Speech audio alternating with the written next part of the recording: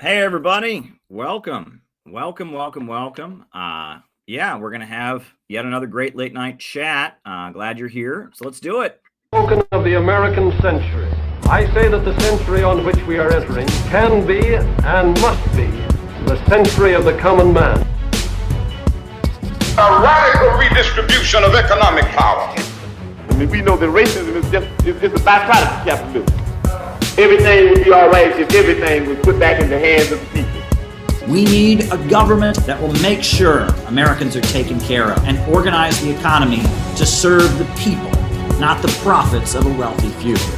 We now have the techniques and the resources to get rid of poverty. We got to start getting out there with the people. Get out of the movement and get to the masses. We need a government of action.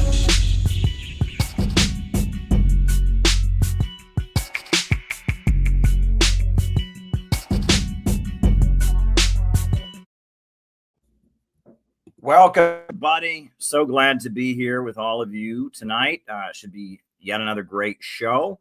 The way we do this show is just like always.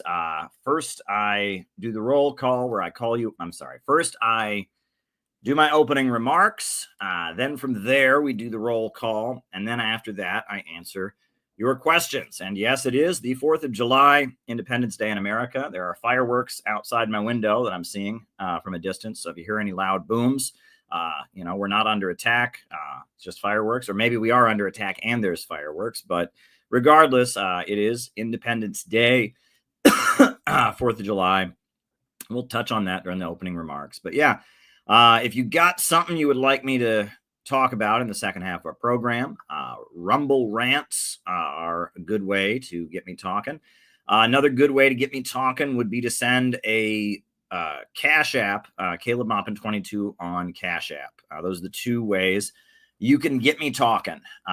Those are the two ways I answer questions in the second half of the show. The big announcement is coming up a week from tomorrow. July 12th is our big gathering. A big, major anti-imperialist rally is happening in Chicago, near the Chicago O'Hare Airport. Our friend David Fox is already in town. He's in the chat, and he's already in Chicago, and we're really glad he's here. And on top of that, we got Scott Ritter coming to town, the great Scott Ritter. We got Angela McCurdle, the Libertarian Party, coming to town. We got Jeff Young of the Kentucky Party coming to town. We got a dance team that's going to perform. We got our musicians. Brian is going to perform. My goodness, Sayed Husseini, great Iranian American peace activist, writer, and political analyst. He's going to be there. And oh man, it's getting good. It's going to be great. A lot of music, a lot of performances and dance, a lot of politics, a lot of awards being given out, and it's going to be awesome. So you don't want to miss it. You don't want to miss it. It's going to be absolutely awesome. You can register down below. Shout out to our team in Chicago that went out this morning to the parade and handed out hundreds and hundreds of leaflets. They just got a new packet of 1,000 leaflets to give out, and they're almost out of them already because so many people were taking them. People were running back to them, and they had a great day doing outreach. And yes, you should be proud of our movement. You should be, because our movement is kicking ass. So if you are planning to come, go and register. If you're not able to be there, shoot us a donation. We'll talk more about that later in the show. But yeah, I am pumped. I am absolutely pumped. And, just in time for the convention, we have published a new book called Africa's Flame, The Rise of Ibrahim Traore by our own Penny Arcos, a great anti-imperialist booklet about this great African leader of Burkina Faso, who's doing amazing things on the African continent. So you can pick that up on Amazon, or you can get one at the conference. We're going to have plenty of copies on hand. I just went to the printer yesterday and got a whole bunch of them. Good things are happening, folks. Good things are happening. And I'm headed to Chicago soon. I can't wait to be there, spending time with comrades in the summer heat, summer sun. It's going to be great. Thank you to everyone who is making our big event happen. It's going to be absolutely awesome. the way this show is going to work is the same way as our shows always work. First, opening remarks, followed then by the roll call. And then after that, I answer questions. Questions can be sent via Rumble Rants on the Rumble, if you're watching on Rumble, or they can be sent via Super Chats, sent to Caleb Maupin 22 on Cash App. YouTube is being annoying and won't let us take Super Chats regular here. But yeah, so welcome, everybody. Welcome, welcome, welcome, and happy 4th of July. It is Independence Day in America. You know, I got to say, I'm feeling it. I'm feeling groovy, right? That was a word people used to say a really long time ago, before I was born, decades before I was born. But, you know, I was walking around and it was a hot day. You know, it's a hot day out there, 81 degrees here in New York City. Got up, and my wife and I, we had a very nice meal at a local restaurant. I had a burger. I think my wife also had a burger. It was pretty good. After that, you know, we came home. I took care of a couple things I need to do for the convention. And then I took a stroll through the neighborhood. And I got to tell you, as it was evening time, before the sun went down, it was very nice outside. It was beautiful. And I sat on a park bench and drank some unnamed diet beverage and listened to some music and thought about the convention and what I'm going to say and my different talks that I'll be giving. And oh man, it was a really, really nice day. It was really, really great. And a lot of good things are happening. And, you know, the world is in a weird spot, as you all are aware. The horrendous big, beautiful bill passed. We almost had World War III. Donald Trump bombed Iran. There's a lot of things we can be unhappy about, but you got to just take it all in, right? And realize that we are very lucky to be where we are. We are going to be the stage managers of the end of American imperialism and the rebirth of our country as part of the new economy rising in the world, right? We have been selected by history to be the ones who help transition our homeland into the new glorious world of win-win cooperation and trade and economic development and poverty eradication, ushering in a new world where technological advancement doesn't lead to greater poverty. And we are very lucky that we have been selected to take on that role. And, you know, I think that's great. And, you know, I take that role on with pride. And, you know, sometimes it's more difficult than others. But lately, you know, as much as the world is in a crazy spot, we still got a war in Ukraine that's raging, that Gaza, I mean, it's absolutely horrendous. As much as there's plenty of injustice to rage about in the world, you know, our job is to just do the best we can to oppose that injustice and stand for truth and mobilize and inspire others to do it. And if we do that, we can look ourselves in the mirror and say, we're on the right side, we're doing the right thing. And if we can develop a community of people who can carry out operations to oppose injustice and war together, why, that's even better. We can have the support of comrades, and that's great. And so you just gotta breathe it in and be happy about it. And you know, sometimes I get bitter. You all are with me, and that's one thing I love about all of you. I really do appreciate all of you that are watching right now, because you're with me sometimes when I'm in a bitter mood. Last night I got a little bitter at some parts, and you know, I think part of that was the fact there's no air conditioning in this home office that I'm using, and part of that was, you know, maybe a little bit of anxiety before the conference coming up or whatever. But you know what? Thanks for being there with me and being with me in a bitter moment. Bitterness happens, right? And I'm. It's interesting. I mean, it's sometimes I wonder. But there's really no point in wondering, because what's done is done, right? You don't cry over spilled milk. And honestly, you know, sometimes if that milk was spilled, it was never meant to be drunk to begin with. And honestly, you know, this YouTube channel is very real. It's very real. This is me. This is Caleb. This is who you meet. Anyone who knows me in the chat who's ever met me, this is who you're getting. I'm not playing a character on here. I'm not putting on a show and trying to convince you I'm something I'm not. This is me, right? And some people have said, Caleb, you know, it's really amazing how much you put yourself out there, right? I mean, your personality comes across on these streams in a way that, you know, that other people might be worried about. And maybe they're right, but it's done is done. This is me. And every time I get on here, you are seeing the real me. And we have built a network of people that are here for each other, that share our common values and our mission. And that's a beautiful thing. That is an absolutely beautiful thing, to have a network of people who understand anti-imperialism, who understand our pro-growth, pro-humanity, constructive socialism. It's beautiful, right? I would never cancel you, Kinkle. I would never cancel you, just like you would never cancel me. We're good folks, and we're here. And, so I'm glad that you all are here with me. And it's the 4th of July. Again, I'm looking out my window, and behind some trees, there's some fireworks happening. And we're all here, and you all are here with me, and I'm here with you. And we have a mission.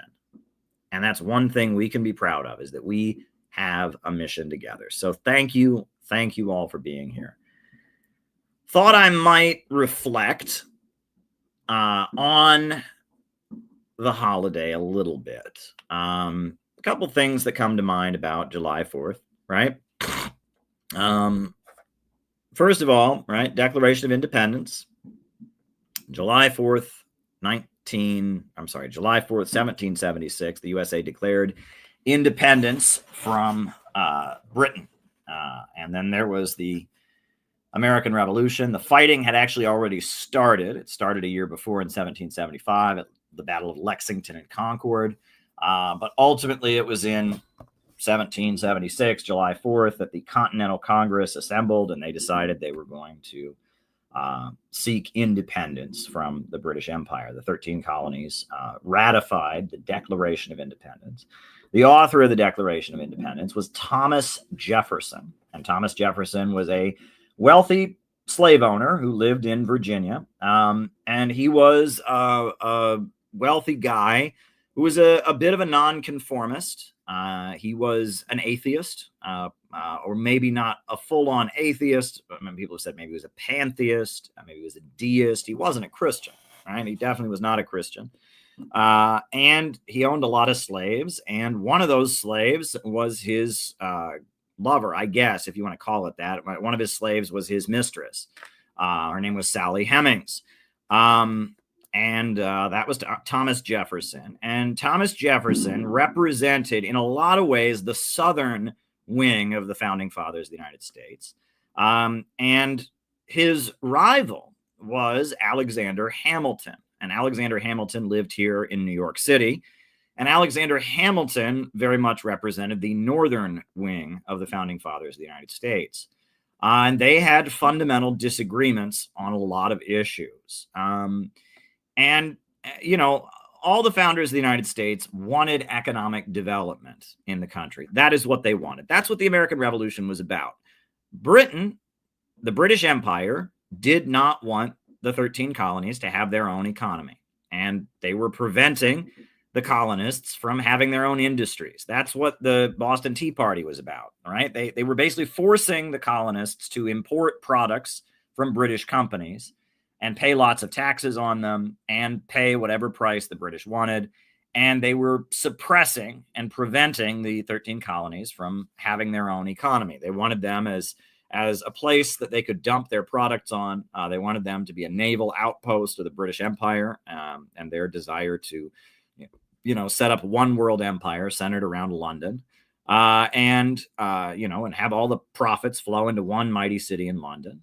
At the time, you had Adam Smith, the economist in Glasgow. He was a Scotsman, and he was writing out the economic theories, The Wealth of Nations, and that the British Empire was promoting what they called free trade, but it wasn't really free trade. Free trade meant you trade with us, and you're not allowed to compete with us. And if you try to protect your own industries, or if you try to, build up your own industries, or if you, demand anything for yourself, we send the army in and we crush you, and you stay poor, and all the wealth flows into the city of London. And that was the British Empire economic model that they kept doing. I mean, America, the Americas were just one part of it, right? And that was, what they did to India, where they burned down all the looms and forced the people of India to import their cloth from British textile mills.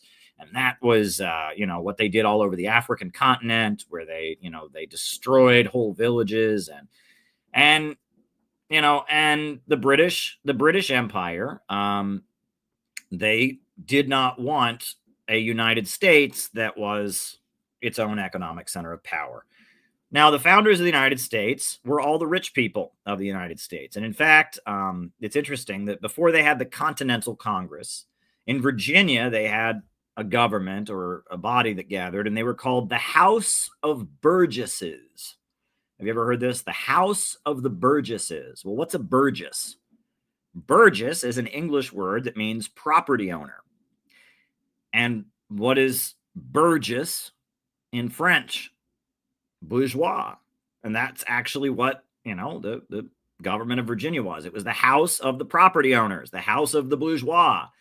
And in order to vote in the various states, you had to own property. And that the founders of the United States were the rich guys. They were the guys who owned a lot of property. And our first president, George Washington, was the richest man in the 13 colonies. He also lived in Virginia. And Virginia was a largely Roman Catholic state. He was not a Catholic. He was a Church of England guy. And he was very, very wealthy. And he owned a huge plantation in the state of Virginia. And he was a military hero. He had been a leader of the British military in their fight against France in the French and Indian War. And he was a big British military guy. And his name was George Washington. And he owned a huge plantation. And he was very rich. And what's interesting is that George Washington, and this is kind of fascinating. I mean, there's many things about George Washington we could talk about. But George Washington was sterile. He did not have any children. Because when he was a small child, he had measles, the disease measles, and it left him castrated. And so, George Washington had a very high voice. He'd basically never gone through puberty, and he could not impregnate his wife. And all of his children were adopted. Martha Washington, was never impregnated by George Washington. And he was really rich, and he was a military guy. I guess his family had been in the British military, and his family were like leaders of the British military in the 13 colonies, and that was the founder of our country. Thomas Jefferson, on the other hand, he was a wealthy slave owner in the state of Virginia. And Alexander Hamilton, though, was a bit of a self-made man, right? Alexander Hamilton grew up in poverty, but was, very skilled and was an economist who had kind of earned the respect of a lot of the wealthy people in New England and in New York and other places because he understood economics a lot. And Wall Street back in this time was, it was insurance for ships. There was a slave market in what is now called Wall Street. And Alexander Hamilton was this guy who had a good understanding of how to run a business and was a very skilled mathematician and etc. And Alexander Hamilton was opposed to slavery. And many of the founding fathers were opposed to slavery, but not all of them, obviously. And after the American Revolution, right? But anyway, my point is, if you read the Declaration of Independence, it says all of us have the right to what? Life, liberty, and the pursuit of happiness. Now, life, that means you can't be killed unless you break the law or whatever. Liberty, right? Again, certain freedoms that you have, they can't be taken away unless you break the law. But what does that last part mean? Pursuit of happiness. It's very vague. What does that mean, right? I mean, no matter what happens to you, you can pursue happiness, right? I mean, it's kind of a strange thing, right? Why did they say that? Well, what they meant was that they could be wealthier. They could strive for economic development. There were political differences about what that meant. For many of the founders, it meant westward expansion. And for, the slaveholders, it meant, expanding the slave economy of the United States. For Alexander Hamilton, it meant to industrialize and advance technology. But that was a difference. Alexander Hamilton and Thomas Jefferson represented two wings of the founders of the United States. Two wings. One wing was led by Thomas Jefferson, and the other was led by Alexander Hamilton. What's interesting is Marxists, until recently, until the 1970s, really up until like today, pretty much. It was common for Marxists to admire Thomas Jefferson and to denounce Alexander Hamilton. So much so that the Communist Party USA, their bookstores used to be called Jefferson bookstores in honor of Thomas Jefferson. And Earl Browder, the leader of the Communist Party, he wrote about the Hamiltonian counter-revolution. And William Z. Foster, in his outline political history of the Americas, he said the same thing. Communists had the American Revolution backwards until recently. And now, recently, there's been a shift. And Christian Parenti, the son of Michael Parenti, wrote a book called Radical Hamilton. But everybody knows that Radical Hamilton by Christian Parenti, that comes after years of work done by two Marxist thinkers. One, Michael Hudson, right? Michael Hudson is a very well-respected Marxist writer and economist. But Michael Hudson was at one point very close to Lyndon LaRouche and Lynn Marcus. Now, Lynn Marcus eventually, went back to his birth name, Lyndon LaRouche, and denounced Marxism. But Lyndon LaRouche very much promoted the idea that Alexander Hamilton was good and Thomas Jefferson was not. LaRouche pushed that idea back in the 70s. Even in the 60s, Lyndon LaRouche pushed the idea that they shouldn't admire Thomas Jefferson. They should instead admire Alexander Hamilton. And then Michael Hudson was friendly with Lyndon LaRouche and the National Caucus of Labor Committees.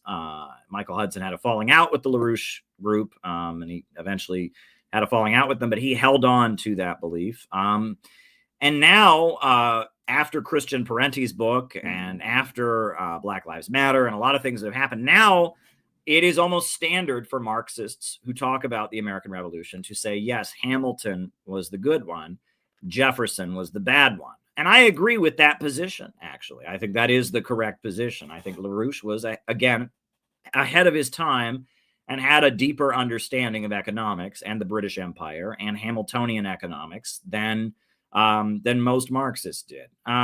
Thomas Jefferson, his writing focused on what he called yeoman, right, which is an obscure word, but I learned about this. I learned about it in college political science. I learned about it elsewhere. But this is an obscure word, a yeoman, right? A yeoman. And it's an Old English word, and it means arbitrator, it means subordinate, it means hireling, freeholder. And Thomas Jefferson wrote about, he wanted America to be a country of yeomen. And that was small property owners. That's what he meant by it. Small landowners, small farmers. And America would be a land of yeomen. And these yeomen would have their own land, and nobody would mess with them. And they'd have their own land where they could do whatever they wanted, and they'd be free, and no one would bother them. And that would be great. And the government would just leave them alone, and they would have their own land, and they would grow their own crops, and they'd be responsible for themselves. And that was Thomas Jefferson's idea. And it was kind of populism, right? He was saying, I'm fighting for the little guy. We're a nation of little guys, and we're going to get the government off your backs, and you're going to be a yeoman. And as a yeoman, you're going to be able to make money as you want, and no one's going to be able to mess with you. Now, Alexander Hamilton, on the other hand, he put forward the notion that the government has an obligation to develop the economy, and that the state should create a national bank, and that national bank should lend money in the interest of the nation overall.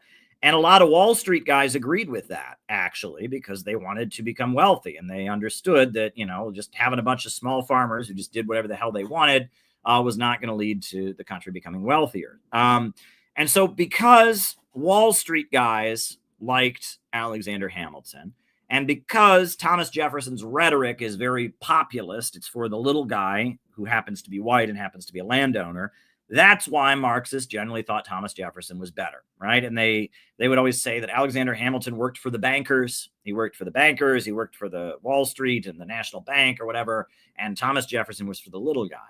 Now we understand, this is very interesting, that Thomas Jefferson's rhetoric about the yeoman was bull honky. He was not fighting for the little guy.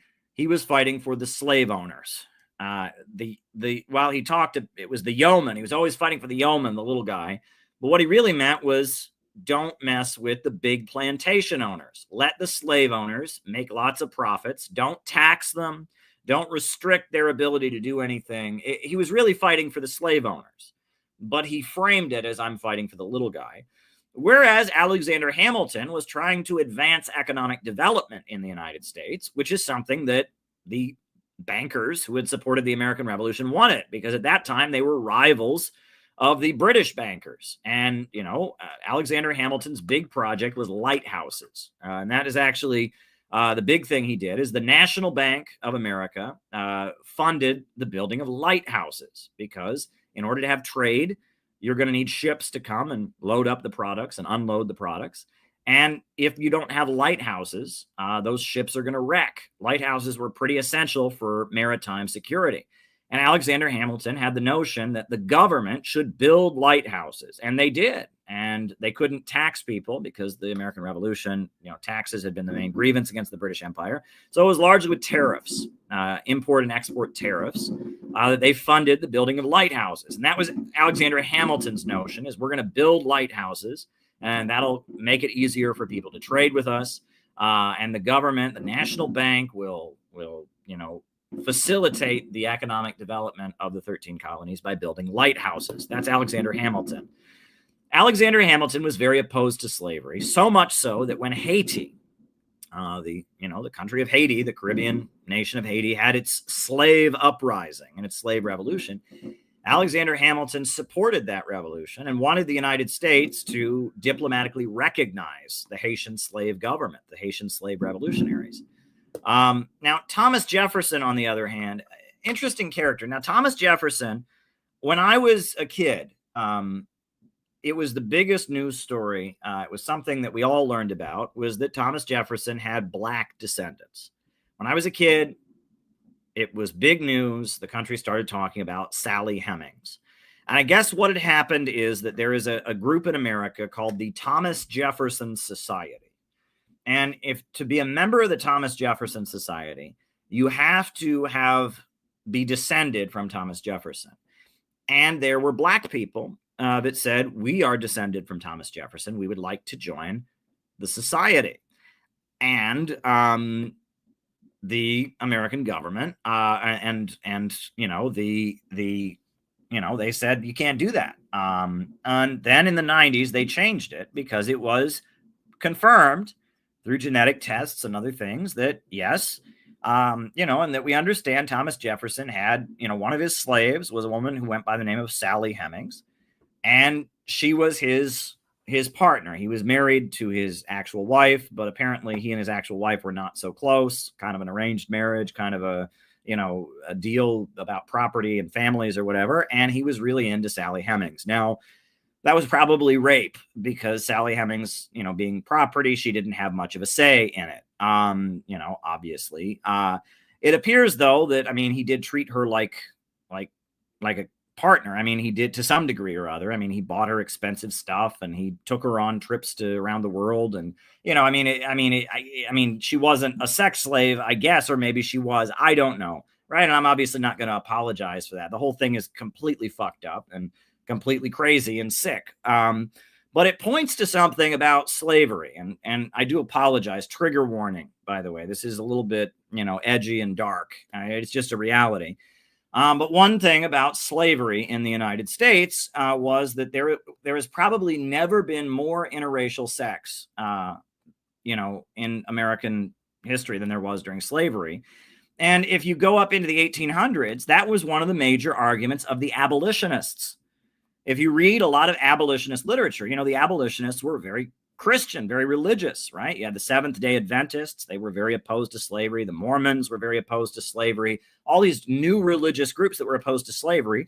One of their arguments against slavery was it cultivated sexual immorality because the slave masters were all having sex with slave women, and female, white women were all having sex with slave men, and that the South was a nest of sexual immorality, right? And that these, a lot of these Christians were saying, look, slavery is creating situations where people are having sex outside of marriage very routinely. And that was the truth. And that's something that we don't generally talk about now. It's just something we've kind of glossed over.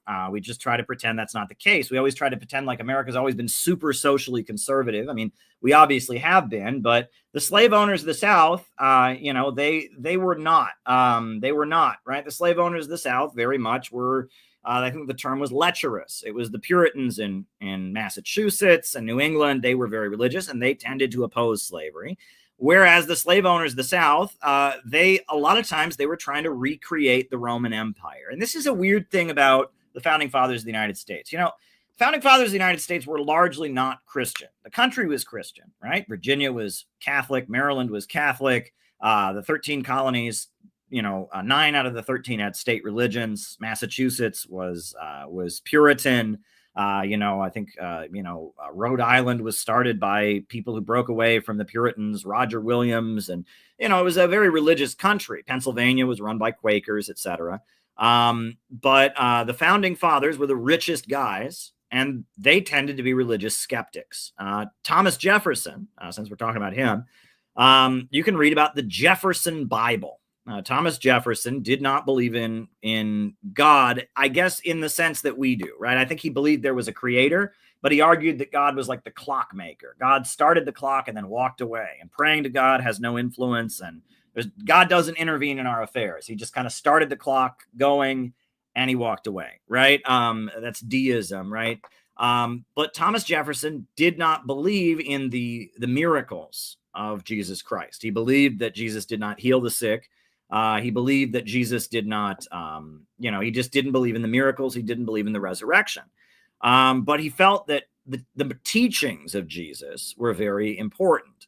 So he made his own Bible. It's called the Jefferson Bible. You can look this up, where he took the Old Testament out and chucked it. And he then took the Gospels, the 4 Gospels of the Bible, Matthew, Mark, Luke, and John, and he edited them and he made them all into one. And it's a very short book called the Jefferson Bible. And I believe it's called like the Life and Teachings of Jesus Christ. And it contains no miracles. And he thought this was a very heroic thing. He said, I am preserving the teachings of Jesus for a more enlightened time. And he argued that eventually people were going to stop believing in God and people were going to stop believing in miracles. And he was going to make sure that people still had Jesus's ideas down the road. Now that is not Christian, right? I mean, that's pretty far from Christian teaching. I mean, you might be able to get away with that maybe in the Unitarian Universalist church or something, but most Christian churches are going to look at that and say, that's, you're chucking the Old Testament, you're chucking most of the New Testament, but there you go. Thomas Paine. Now, Thomas Paine was one of the founding fathers of the United States who was also very opposed to slavery. And Thomas Paine, was an agitator. Thomas Paine was the guy who wrote the pamphlets, right? And he wrote the manifesto, Common Sense, which was a manifesto urging Americans to support independence. And it was distributed in bulk all across the country. Thomas Paine was an ordinary person. He was not a wealthy guy. He was just a very skilled writer. He was a brilliant writer and an agitator. He was a radical, and he was inspired by the French Revolution. And he was inspired by all, the rights of man and John Locke, and he was a radical. And Thomas Paine was very opposed to slavery. And Thomas Paine also, if you read his writings, he advocated a guaranteed minimum income. He basically argued that every town should have a special tax that is paid, and that goes to widows and orphans, so that, if the father dies or if the husband dies, widows and orphans are taken care of. And so he basically advocated a guaranteed income for widows and orphans, that everyone pays a tax, and then widows and orphans get, welfare, basically. He was opposed to slavery. And a lot of what Thomas Paine believed was very welfare state and socialistic. And, Thomas Paine was not a communist because that wasn't a thing yet, right? Capitalism was a very new system. But Thomas Paine clearly advocated for the common man and viewed the rich with suspicion. And Thomas Paine was also, he was also an atheist. He believed that the Bible was astrological symbolism. He believed that Jesus Christ rising on Easter, right, was because the sun, the sun, rises over a constellation of the cross on the spring equinox. And he believed that the Christian religion was astrological symbolism. That Jesus was an analogy for the sun because he rose from the dead like the sun does every night, and that on the spring equinox the sun rises over a constellation that is the constellation of a cross. And he had a whole lot of theories about how the Bible was actually about constellations. He argued that the Romans had taken stories and legends related to constellations in the sky, and that they had invented the whole thing, and it was actually astrological symbolism. So that's certainly not very Christian, right? To say that the Christianity is all just an astrological allegory, right? That it's just astrological symbolism, and I mean, that's all very interesting. But, Thomas Jefferson, right? One thing about Thomas Jefferson and George Washington and many of the founding fathers that were slave owners is that they freed their slaves when they died. And that's interesting. That's very, very interesting. What is that about? And people look at that and they're like, okay, these guys didn't really believe in slavery, but they needed to have their property. That's part of it. But I'm not sure. I mean, Thomas Jefferson, I guess maybe there's some theories that he opposed slavery, but he was aligned with the slave owners. He was definitely aligned with the slave owners politically. His presidency, he was the champion of the slave owners, and he was very opposed to the economic policies of Alexander Hamilton. And he was the best friend of the Southern plantation owners. So, maybe, and, George Washington, was he against slavery? I mean, there's no record of him necessarily being against slavery. So why did they free their slaves when they died?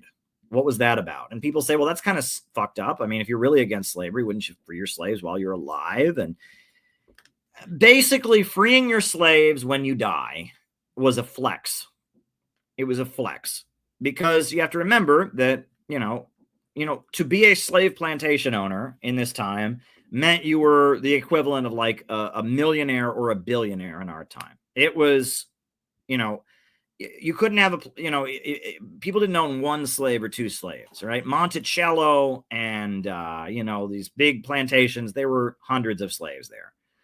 And, that was a huge amount of property. And those slaves were, picking cotton, they were picking, tobacco, they were picking indigo, and those things were being exported. And it was a way to make a huge amount of money. You were a business owner, right? And that's what makes slavery in the United States very, very, very different, very, very different than slavery in ancient Rome, et cetera, right? That slavery as an economic system, right? In Marxism,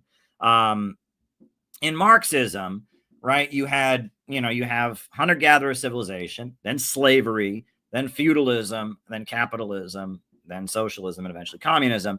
And people say, well, they had slavery in America. Well, that slavery in America was for profit. It was for profit slavery. It was for profit. So it's capitalism with human property. It was not slavery, the economic system, right? Slavery, the economic system, is the slaves are producing.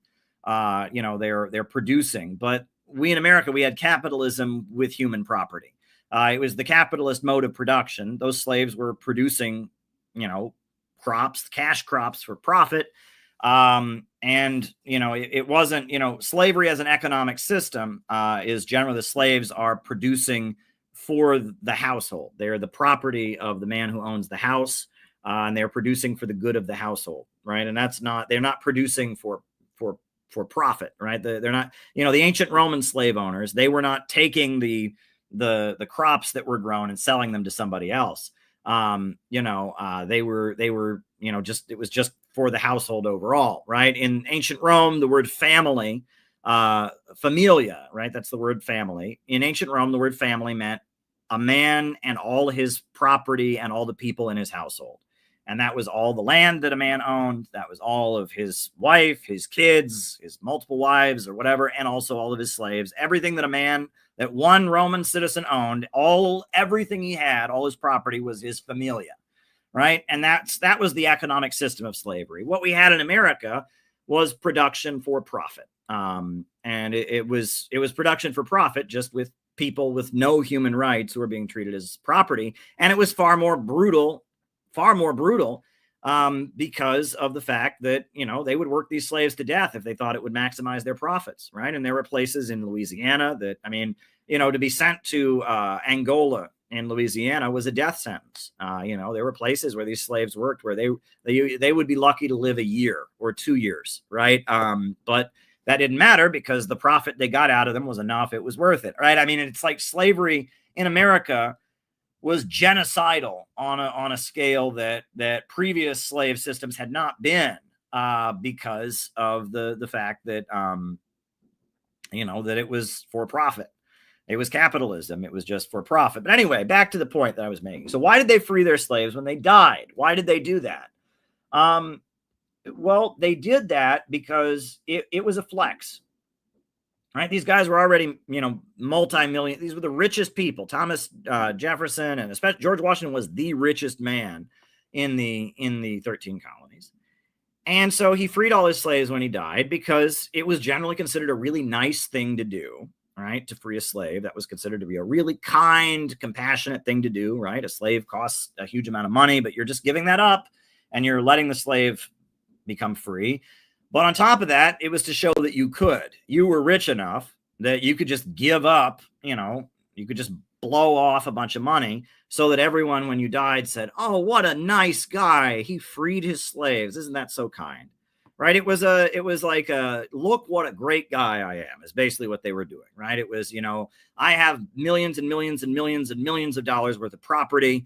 I have a wife and kids who are going to inherit my property from him. But rather than pass the millions and millions of dollars worth of property on to my wife and kids, because this is human property and because I want to show that I'm a nice, caring, compassionate guy, I'm just going to free them all when I die. And that shows that I'm a really nice guy. And it shows I'm so goddamn rich that my kids are still going to be, super wealthy anyway, so it won't really fucking matter.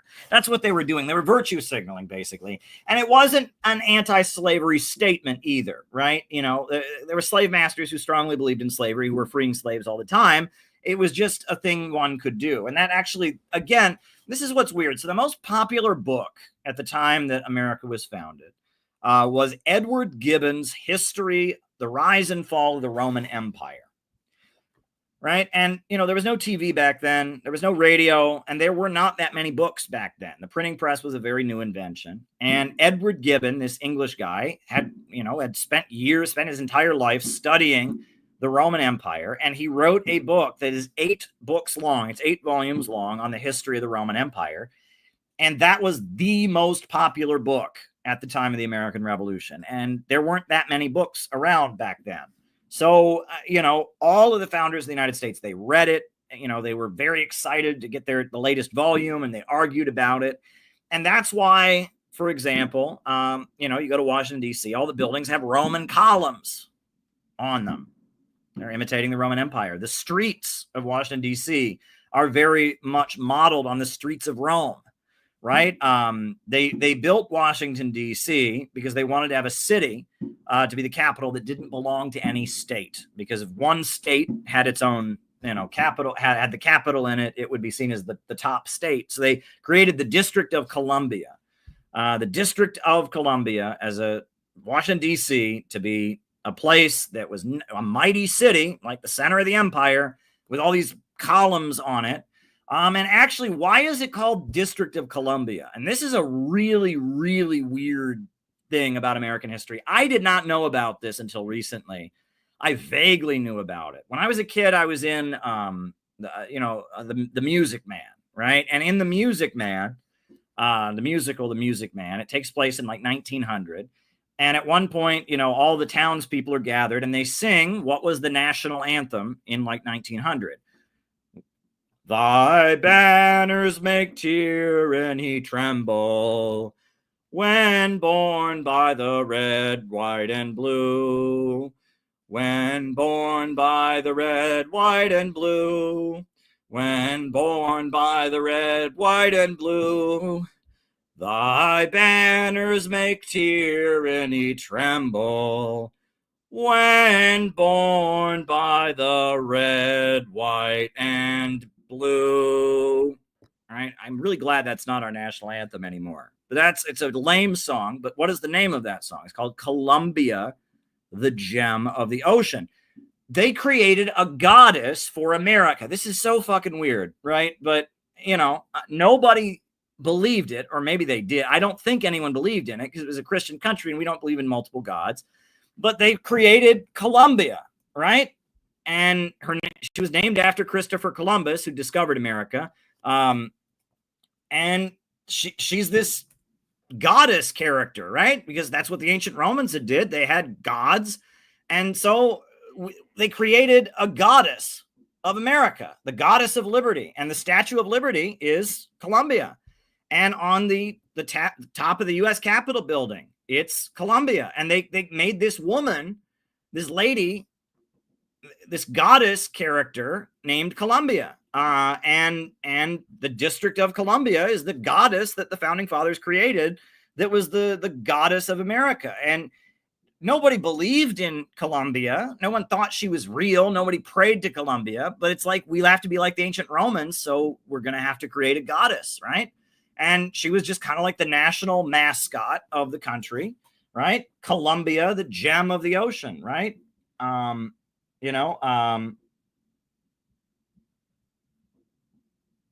on.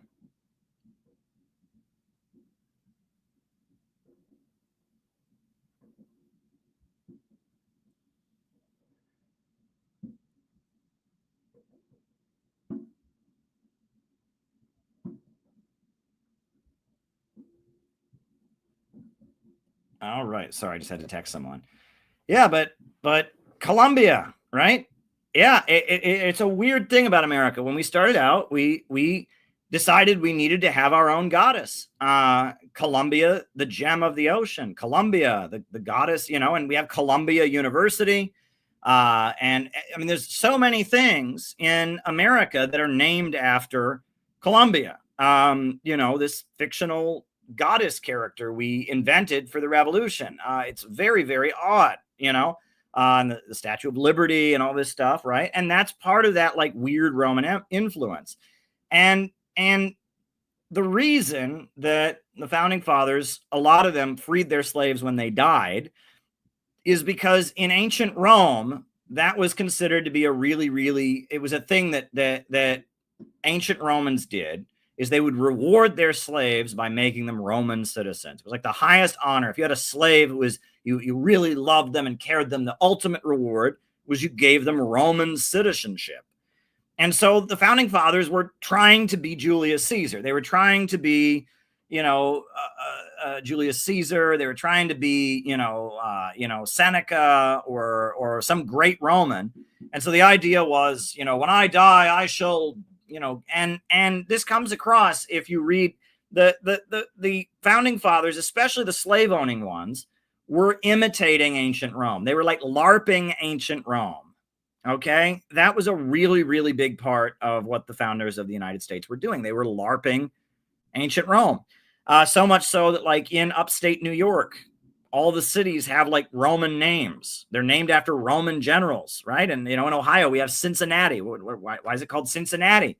It's named after Cincinnatus, the Roman general, the great Roman general Cincinnatus. We have Syracuse, right? There's a city in New York called Rome, right? You know, and it's like they're trying to be the ancient Romans, and part of the crazy sex stuff was the ancient Romans, you know, obviously they had sex slaves, they had crazy sex rituals they did at their temples, they had a gods and goddesses they worshipped and all of that. And what's interesting is that Edward Gibbon, right, he wrote his Rise and Fall of the Roman Empire. But the reason that book was so important, you know, they were definitely trying to create an empire. The reason that book was so important, though, is because Europe had not returned to the population level it had been at the time of the fall of the Roman Empire until about 1776, right? After the Roman Empire fell, the population in Europe dropped very dramatically because there was instability. When the Romans controlled Europe, it was called Pax Romana. There were no wars because Rome had all the power, and, you know, Rome controlled all the roads, and Rome kept the peace. You weren't allowed to fight with another city in the empire, and they called it Pax Romana. And the Romans had absolute power, and so there weren't any wars because they called it Pax Romana, peace Rome. And that's why, by the way, Mark Zuckerberg, his hero is Caesar Augustus. It was Caesar Augustus, the first emperor of Rome. After Julius Caesar was stabbed to death and killed, the first emperor of Rome was his nephew, Julius Caesar's nephew, Octavian, who changed his name to Caesar Augustus. And Mark Zuckerberg has said over and over again, his hero is Caesar Augustus, because Caesar Augustus ruled the entire known world, and because he ruled the entire Roman world, the known world, there was peace, because there was one mighty empire. And Mark Zuckerberg admires and wants to be Caesar Augustus. Well, there's a city in Georgia named Augustus. I didn't know that. But yeah, and, you know, it's very interesting. So, you know, the population of Europe dramatically decreased after the fall of the Roman Empire because there was instability. All of a sudden, you had different regions run by different kings and different principalities. You had different tribes. You had Vikings and all of this. And for 1,100 years, you know, about a millennium, 1,100 years in Europe, you had the population was very low. And it wasn't until the Renaissance in the 1400s that the population started to rise once again. And it wasn't really until about 1776 or so that Europe had the same population level that the Roman Empire had. And a lot of what the founders of the United States were trying to do is they were saying, well, Rome was originally a republic, right? Rome had a republic originally. And then after Julius Caesar was stabbed to death, Rome became a monarchy. They had an emperor. And the founding fathers of the United States were saying, we're going to get it right. We're going to get Rome right. We're going to have a republic, and we're not going to screw up like the Romans did. And we're going to have a republic, and we're going to do Rome, but we're going to get it right. Right? Now, that's a really weird thing. They would never teach you this in American school, right? Social studies class, all of that. They're never going to teach you that, you know, well, the American founding fathers were looking at ancient Rome. They waddled themselves on ancient Rome. They thought ancient Rome was awesome, and they were like, we're going to do ancient Rome right. But that's what they largely, it's very clear that's what they were trying to do, right? They were trying to do ancient Rome and get it right. And they were going to keep the republic. It was not going to become an empire in the sense of having an emperor. It was going to remain a republic. And they were the landowners and slave-owning landowners. And on the basis of the new capitalist economic model, they were going to do Rome again and get it right. Very, very odd. Very, very odd, right? And that's again, and that explains. And these are all weird things about American history that we just kind of gloss over, right? You know, the slave owners having sex all the time with their slaves. And, you know, we gloss over that because it's gross, because it's like, it's disgusting. And that's what the Puritans thought. They thought it was disgusting. And they said slavery is, you know, causing sexual immorality because they're all they're all sexually predatory. Well, you know, that was, we gloss over that. That's the reality. We also never talk about Columbia, right? You got District of Columbia in Canada. You got British Columbia. You got Columbia University. Our national anthem used to be called Columbia, right? But we never talk about this because it's kind of weird, but it's true that the founding fathers of the United States invented this goddess figure, right? Who is the Statue of Liberty of, right? Who is it? It's not a real person. It's this goddess that they invented. And you go to Washington, D.C., the U.S. Capitol has a bunch of columns on it, and the White House has a bunch of columns on it. Why? What's this about, right? What's this about? Well, there you go. And yeah, and so all this is worth pointing out. This is part of our history. But let me get to the point. Let me get to the point. Let me get to the point. Let me get to the point. I will get to the point. Why did ancient Rome have a republic? Why? Why did ancient Rome have a republic? 90% of the people in Rome didn't get to vote. They were slaves. But among the landowners, the people who owned the land, they had an elected government. They had a national assembly that was elected, and then there were the certain families that had a hereditary seat in a senate. Why did Rome have a national assembly and a senate and not have a monarch until after the death of Julius Caesar? Why?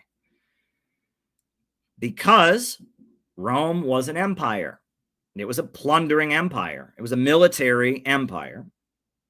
They had this big, mighty army, and they went around looting everyone else.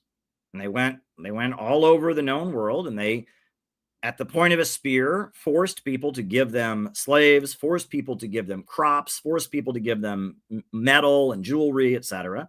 And they were this mighty, they were a military state. They were basically a giant army that went around plundering everybody to get what they needed, right? They were just a giant military.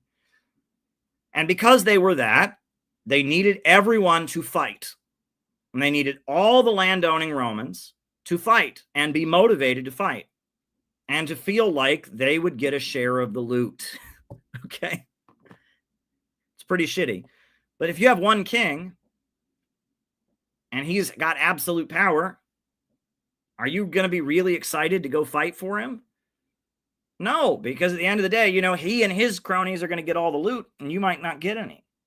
But if you have a vote, right? If you have a vote and you can elect people to the National Assembly, your family has a seat in the Senate, when it comes time to divide up the loot, you might get some for yourself. And that would inspire you to join the project. You've got skin in the game. Exactly.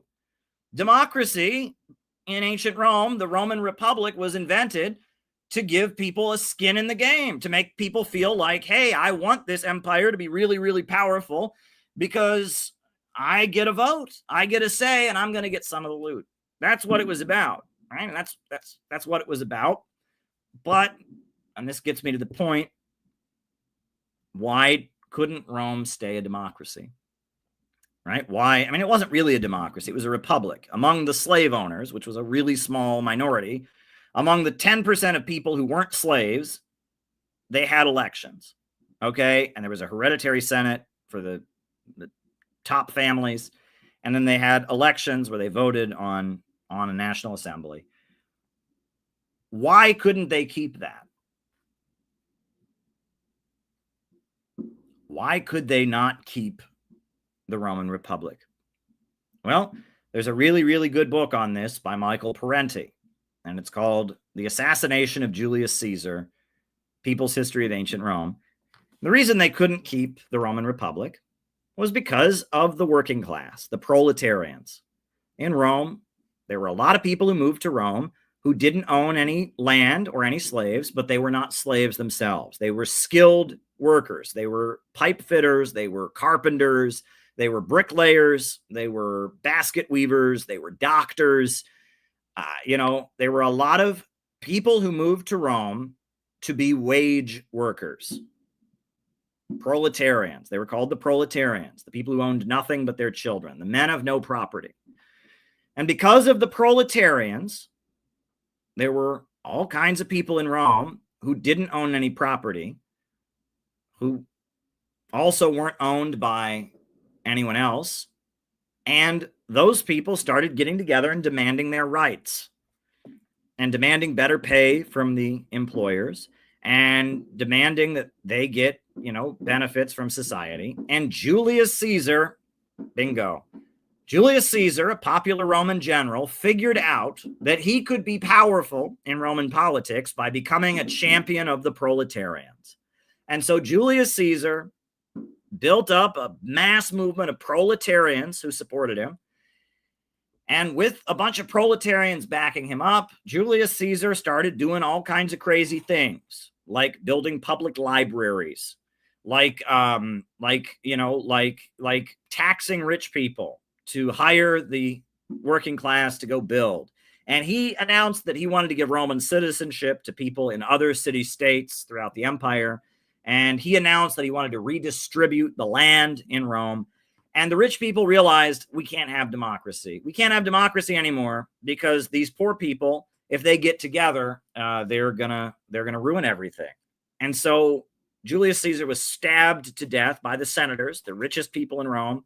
He went to give a speech at the Roman Senate, which was hereditary. It was the top landowning families. He went to give a speech there, and they all took turns stabbing him to death. And then the poor people of Rome revolted, and they rose up, and they went into the homes of the rich people and took their furniture and piled it up in the center of the city of Rome. And they put Julius Caesar's body on the fire. They lit all the rich people's furniture. They burned the rich people's furniture, and they burned Julius Caesar's body. And then I believe it was Mark Antony and Octavian had a civil war with each other over who got to lead Rome. Mark Antony lost, and Octavian, Julius Caesar's nephew, won and then declared himself to be the emperor. And from then on, Rome was not a republic. And it was because democracy leads to populism. Democracy leads to people getting involved and demanding they get a better say. And that's why the Roman Empire stopped being a republic and it became just a monarchy. You had an emperor. And it was because Julius Caesar had fought for the common people, had tried to give the common people. Here's the book by Amico Parenti, by the way, just an amazing book if you can read it. Just a really, really amazing book. But yeah, democracy, republic, it has within it the danger of popular power. And while it might be a great way to motivate people to build an empire, it has the potential to unleash a mass movement. And that's why they got rid of it. That's why they ultimately got rid of the Republic in Rome. Founders of the United States were very, very wealthy. They were slave owners. Not all of them.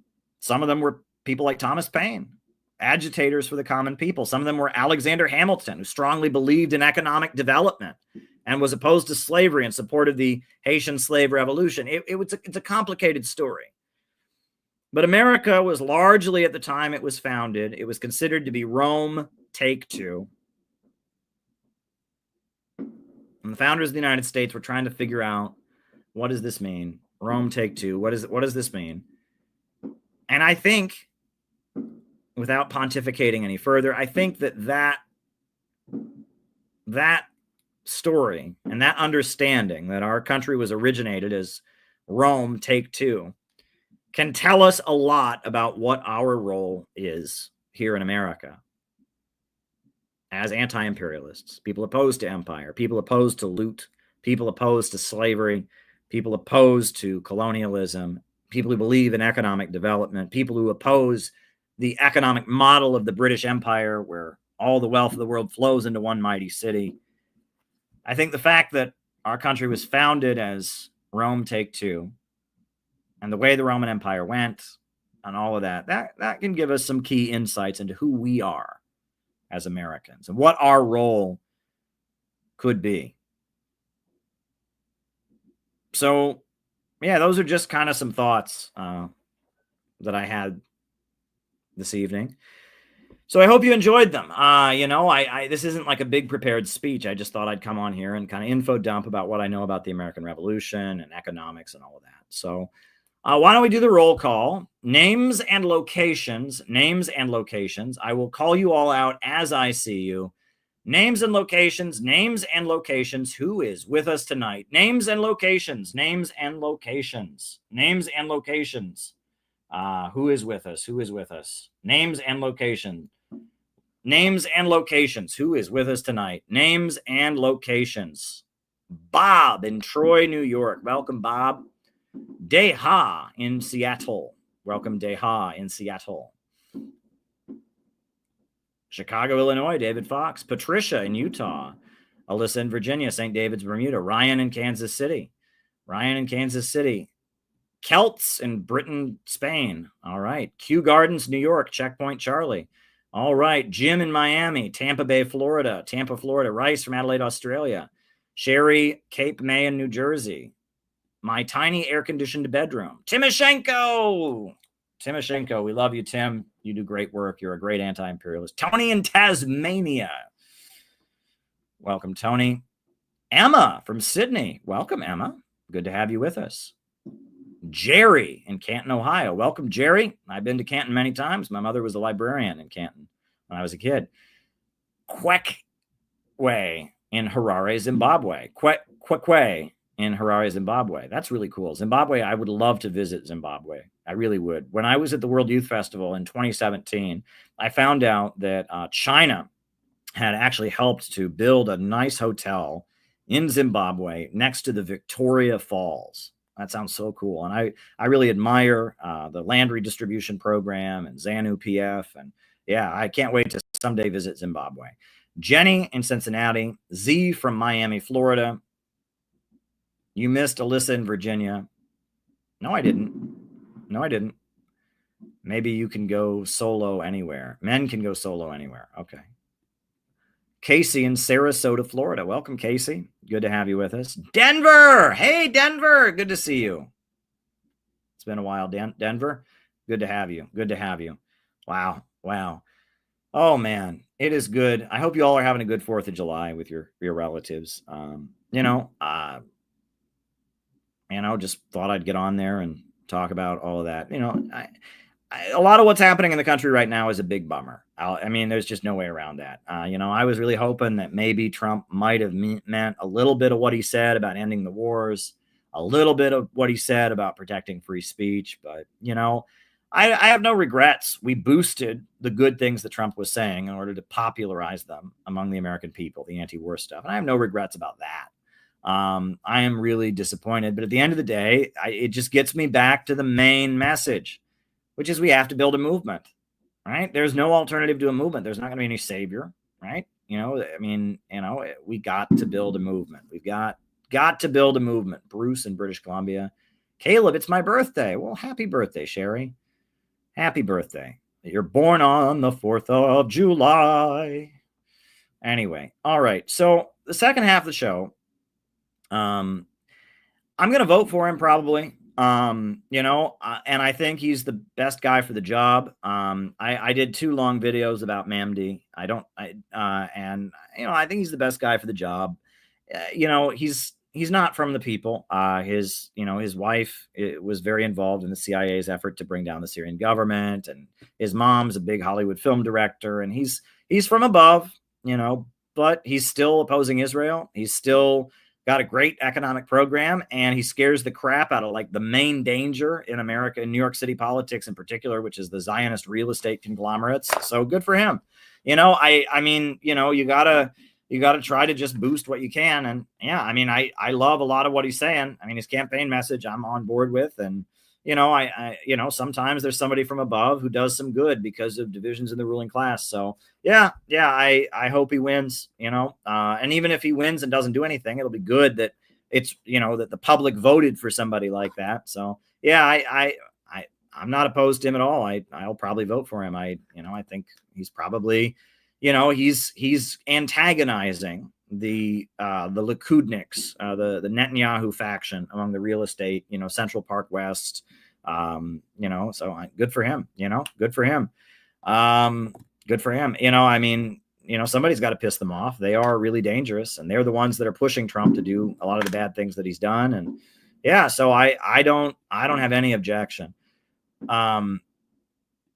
Very good. Well, our big event in Chicago is on July 12th. That is our big event. And I really hope that you all can be there. It's going to be really, really awesome. And I really hope that you all come to the event. If you can't come, it would be really great if you could send us a donation. Every day I'm looking at the expenses and I'm going to be paying it off for a couple months between the camera, fees for the camera crew. And, but the main thing I'm a little bit worried about right now is cash flow, making sure we get through the weekend. So if y'all can shoot me $5, $10, $2, whatever you can. A couple people have helped me out, every so often. Somebody gave 75 yesterday. Every little bit is going to help us get through next weekend, basically. And we would really appreciate that if you can shoot us a small donation to just help cover those costs. But also I want to answer your questions, right? So no one, I generally don't respond to questions in the chat, but I did tonight because someone asked about Mom D and where I stand. And yeah, I like him. Sounds okay. But generally I don't respond to questions in the chat. Thank you. But you know what? I do need questions to answer. So if people can send Rumble Rant questions, if you want to cash at me, Caleb Maupin 22, send your questions. I look forward to answering your questions here in the second half of the show. We can talk about whatever you want: current events, world history, bowling, economics. It's actually happening on the 12th. It's our national convention. July 12th is our national convention in Chicago. It's going to be pretty awesome.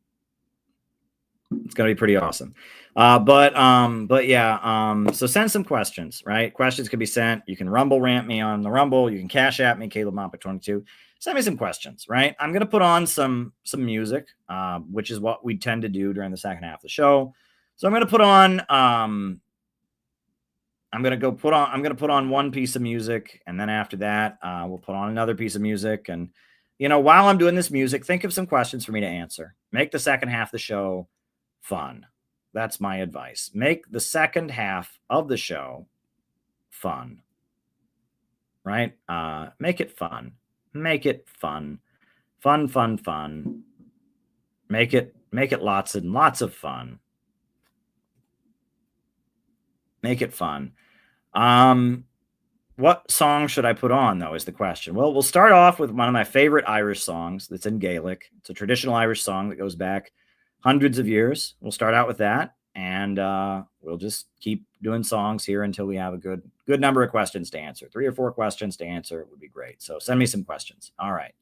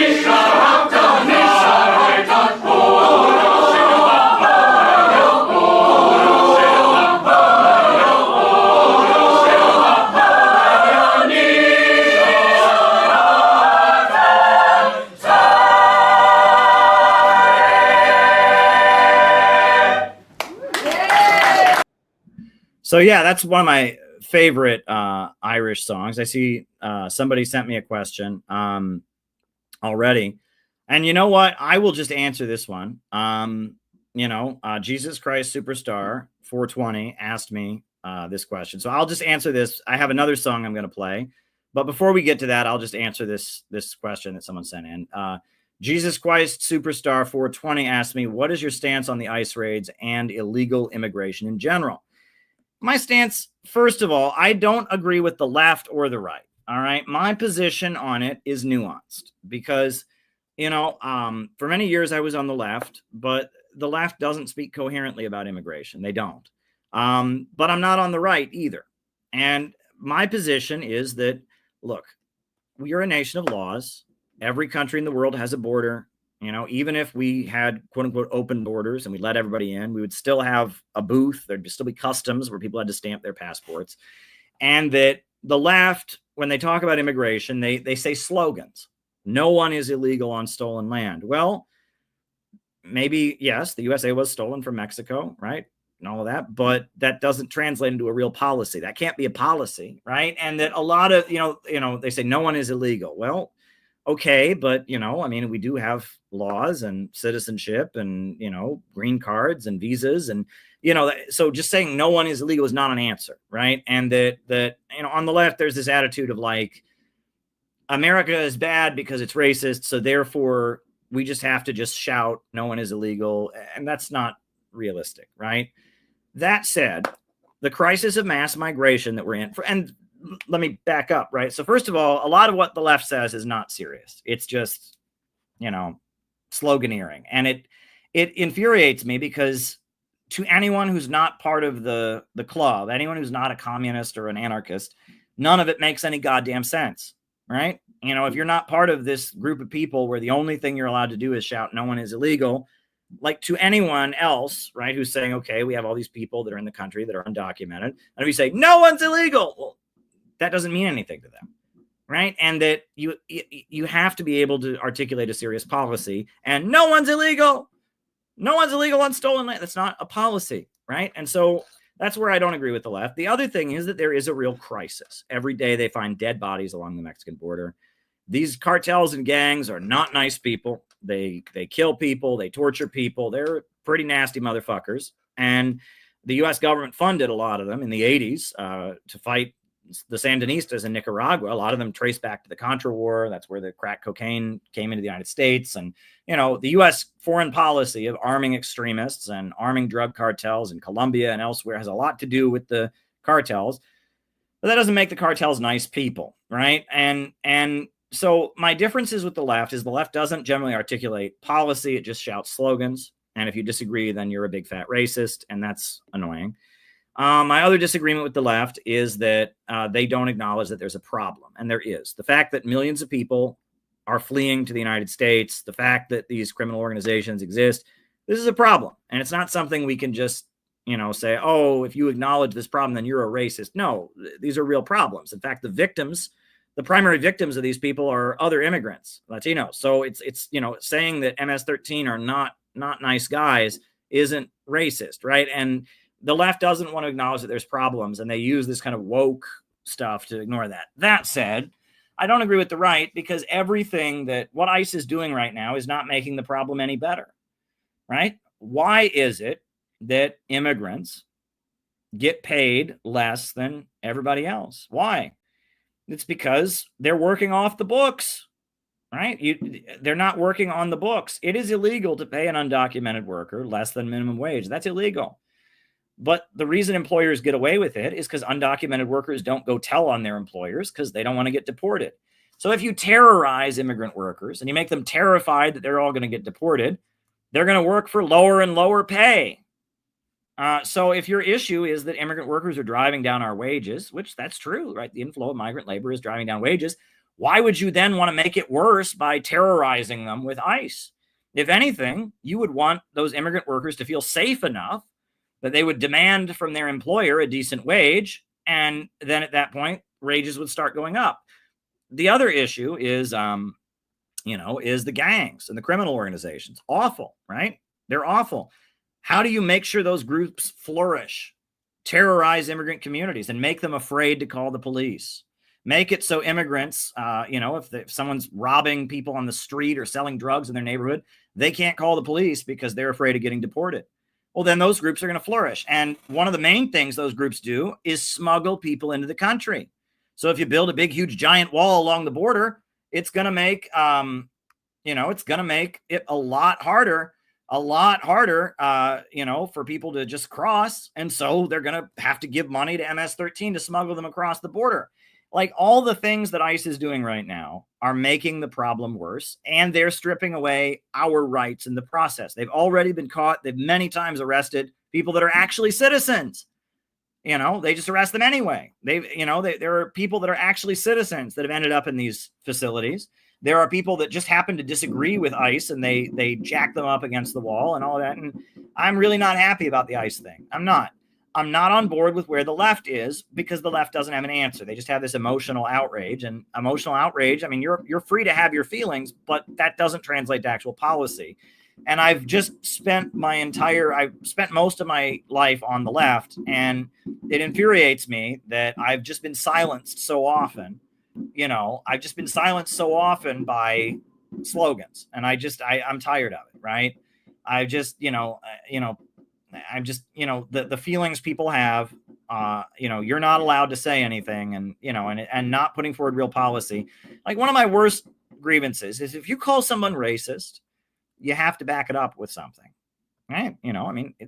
Someone's racist. I mean, if you genuinely feel someone is racist, you can call them that, but you need to back it up in the real world, right? In the real world, if I say Trump is racist, I should be able to say, well, he's racist because of X, Y, and Z. In leftist circles, if you say Trump is racist, right, and I say why, they look at you. What do you mean why? White man, why are you asking me why? And it's like, and when I was in the communist groups, we used the word racist. It was our favorite word. The war was racist. Taxes were racist. Budget cuts were racist. And no one ever bothered to ask why. And if you said, well, why is that racist? Are you a white man asking why something is racist? I mean, it was, and no, I'm tired of that. So that's why, I don't agree with the left on immigration. The left, their response to we have a migrant crisis is, well, you're racist for pointing that out. No, you're not. We do have a migrant crisis. It's a problem. Yes, it's created by the West. It's created by capitalism. Absolutely. But it's still a problem. And their solution is no one's illegal. No one's well, again, that's not a policy. So what do we do? Does that mean everyone gets papers? Does that mean we give people green cards? What does no one is illegal mean? Well, it means no one's illegal, you big racist white man. That's what it means. Well, it's not a policy, right? I think that the ultimate, the ICE raids are the worst. They're making things worse, etc. But we do need a real solution, and it has a lot to do with economic development. The main way that we are going to stop the inflow of migrants is we need to team up with China and team up with Nicaragua and develop Central America. People don't join drug gangs if they have jobs. People don't join terrorist groups if they have jobs. People don't flee their homes and run to the border if they have jobs. Economic development is the solution. China's Belt and Road Initiative is a great anti-immigration policy, right? By developing all the areas throughout Eurasia that border China, people don't pack up and move to China. They stay where they are and get jobs. The way to fight the crisis of mass migration is with economic development, right? And we need economic development to oppose the migration crisis. That's what I believe the solution is. And actually, economic development is the solution to most things, most of the problems that we face, right? When people have jobs and economic opportunity and healthcare, they don't tend to do the bad things that we're trying to stop. So I don't know if that answer makes you happy, makes you mad, Jesus Christ 420, but that's my position. I'd be curious what you think about what I just said, if you want to put it in the chat. But yeah, that's my position. I am against the ICE raids. They're not helping. They are making things worse, and they are leading to everyone's rights being violated.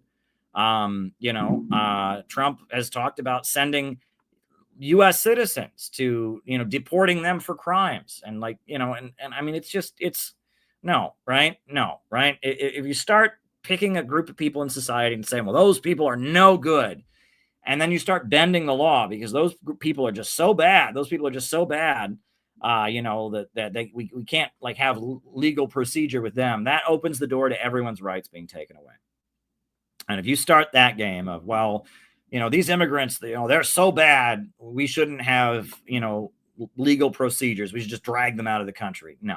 I mean, obviously a country has a right to deport somebody, but there's a procedure. There's a judge who gives an order. No, you can't just drag people out of the country. Well, those immigrants are so bad. That's not how it works, right?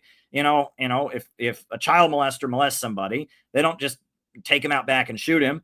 They give him a trial and they sentence him and he goes to jail for being a child molester. That's how civilized countries do things. And what ICE is doing, all kinds of legal precedent is being ignored, right? And it's basically just this gang that's being told, well, immigrants are so bad and our president doesn't like them. They can just run around and do whatever they want. No. I don't approve. And that is what scares me. It scares me to see this happening. And I know why it's happening, okay? It's happening because they tried to throw Trump in jail. That's why the FBI rigged the 2020 election against Trump.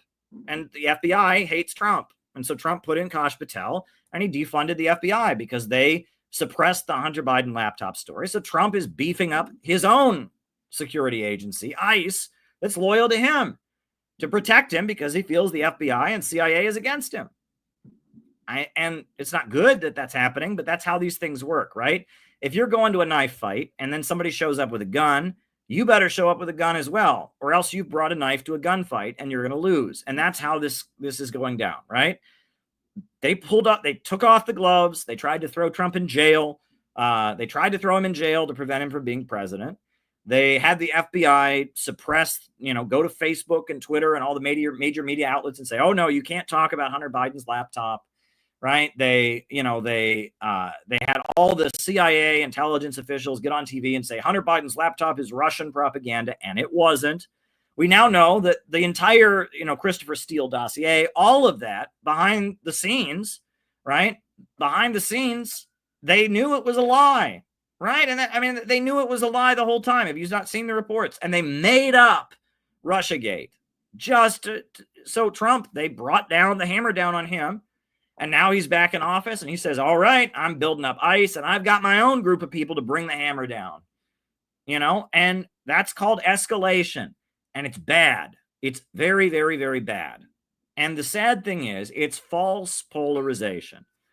The real division in America is not between woke and MAGA. The real division in America is between the overwhelming majority of people here in America who want to stop the wars around the world, who want to protect our civil liberties, and who want economic development as our country is falling apart. And if we could have a coalition of people who wanted those things, the people that oppose us, the Israel lobby, the international bankers, the intelligence chiefs, the big corporations, they would be outvoted tomorrow. If we took a vote tomorrow, if we had a referendum and it was a fair election, this would never happen. But if we did, and it was, should America continue the wars around the world or spend money here at home to make it better, it would be 90%. Woke people would vote for that. MAGA people would vote for that. The whole country would vote for it. If we had a vote, should we maintain our freedom of speech and freedom of assembly? And should the FBI and CIA and the intelligence agencies stop suppressing us and stop banning people from Facebook for their views and all of that? It would be overwhelming to protect our freedom of speech and our freedom to organize, etc. You took a vote. Should we develop the United States? Should the government work very, very hard to make sure the living standard goes up and to pave our roads and build new highways? It would be overwhelming. But that's not what we get to talk about. Instead, we get to talk about who is a racist, who is a sexist, who's a communist, who, we get to fight about the transgender thing. We get to fight about everything but that, because it's a false polarization, right? Because overwhelmingly, the American people in their millions want basically the same thing. There are things they disagree about, but there's three pretty solid things they agree on. End the wars around the world, protect our freedom, and economic development, improve our economic conditions. And if we could build a coalition around those three things, the big bankers and the ultra rich who don't want those things would be completely outvoted. But instead, we have a false polarization that is cultural, right? If you are pro-choice, if you are anti-choice, anti-abortion, no one's ever going to change their mind about that. They're just not. And gay marriage, again, people are never going to change their mind about it. And even on the immigration question, people are never going to change their mind about it, right? And these issues are designed to get people fired up. Some people come from communities where there are lots of immigrants, or they went to school with people who were immigrants, etc. Some people come from communities where immigrants, if they're there, they're like living separately and like working on farms, and you don't talk to them or whatever. Some people come from communities that are very different, where they have a very different attitude. I remember I grew up in a town in Ohio, right? Until 4th grade, I went to school in Dalton, Ohio. Dalton doesn't even have its own high school. And I remember we were going to take the 4th grade proficiency test. I've told this story many times. My wife thinks it's the stupidest story. She said she always gets mad when I start to tell this story. So luckily she's not listening right now. But I've told this story to other people. This is how small and isolated my little town was. I was in 4th grade. I was in the 4th grade. And I'm sorry, I sound like an old man now, but I was in 4th grade. And we were going to take the state proficiency test in Orrville, Ohio. And there was the writing section of the test. And the writing section of the state proficiency test, there were 4 grades. You could get a 1, which meant you failed. You could get a 2, 3, or 4. And they were reading us the criteria for the grades that you could get, right? And a 4 was if you did everything you're supposed to do. 3 was okay. 2 was okay. And then 1, you failed. When they read us 1, how to get a 1 on the state proficiency test, they said it's illegible, you can't read it. They said, you drew a picture, you didn't write words. And then one of the reasons you could fail the state proficiency test was it's written in a language other than English. And I saw that and I was shocked, and I raised my hand and I said, shouldn't you get a really good grade if you can write your test, your writing test in a language other than English? And the teacher looked at me and he said, no, that's because they can't speak English. And I said, who doesn't speak English?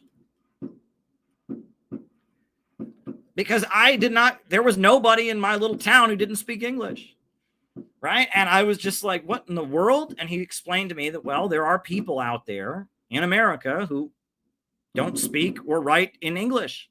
And I was like in shock. I had never met such a person, right? In my little white town of Orrville, Ohio, Dalton, Ohio, then it was an even smaller town that I went to. I had not encountered such a person. And I was thinking that if someone could write their test in a language other than English, they should get an A++. Well, there's a lot of people who grow up in areas like that. Now, in the area that I grew up in, you do see immigrants now, right? I think, as I was in high school, we saw there were a lot of immigrants from El Salvador and places like that, but they were kind of invisible because they just worked on farms and they lived with each other. They didn't mix in with other people. They tended to live in apartments that were like packed full of people, and they worked on farms for a little while, but they didn't interact with other people. And there was a lot of bigotry toward them because they were seen as others, right? They were just seen as this group of others, right? There's these people that, they work on farms around here and they live in apartment buildings, but we can't talk to them. They don't speak our language. They're just a group of others.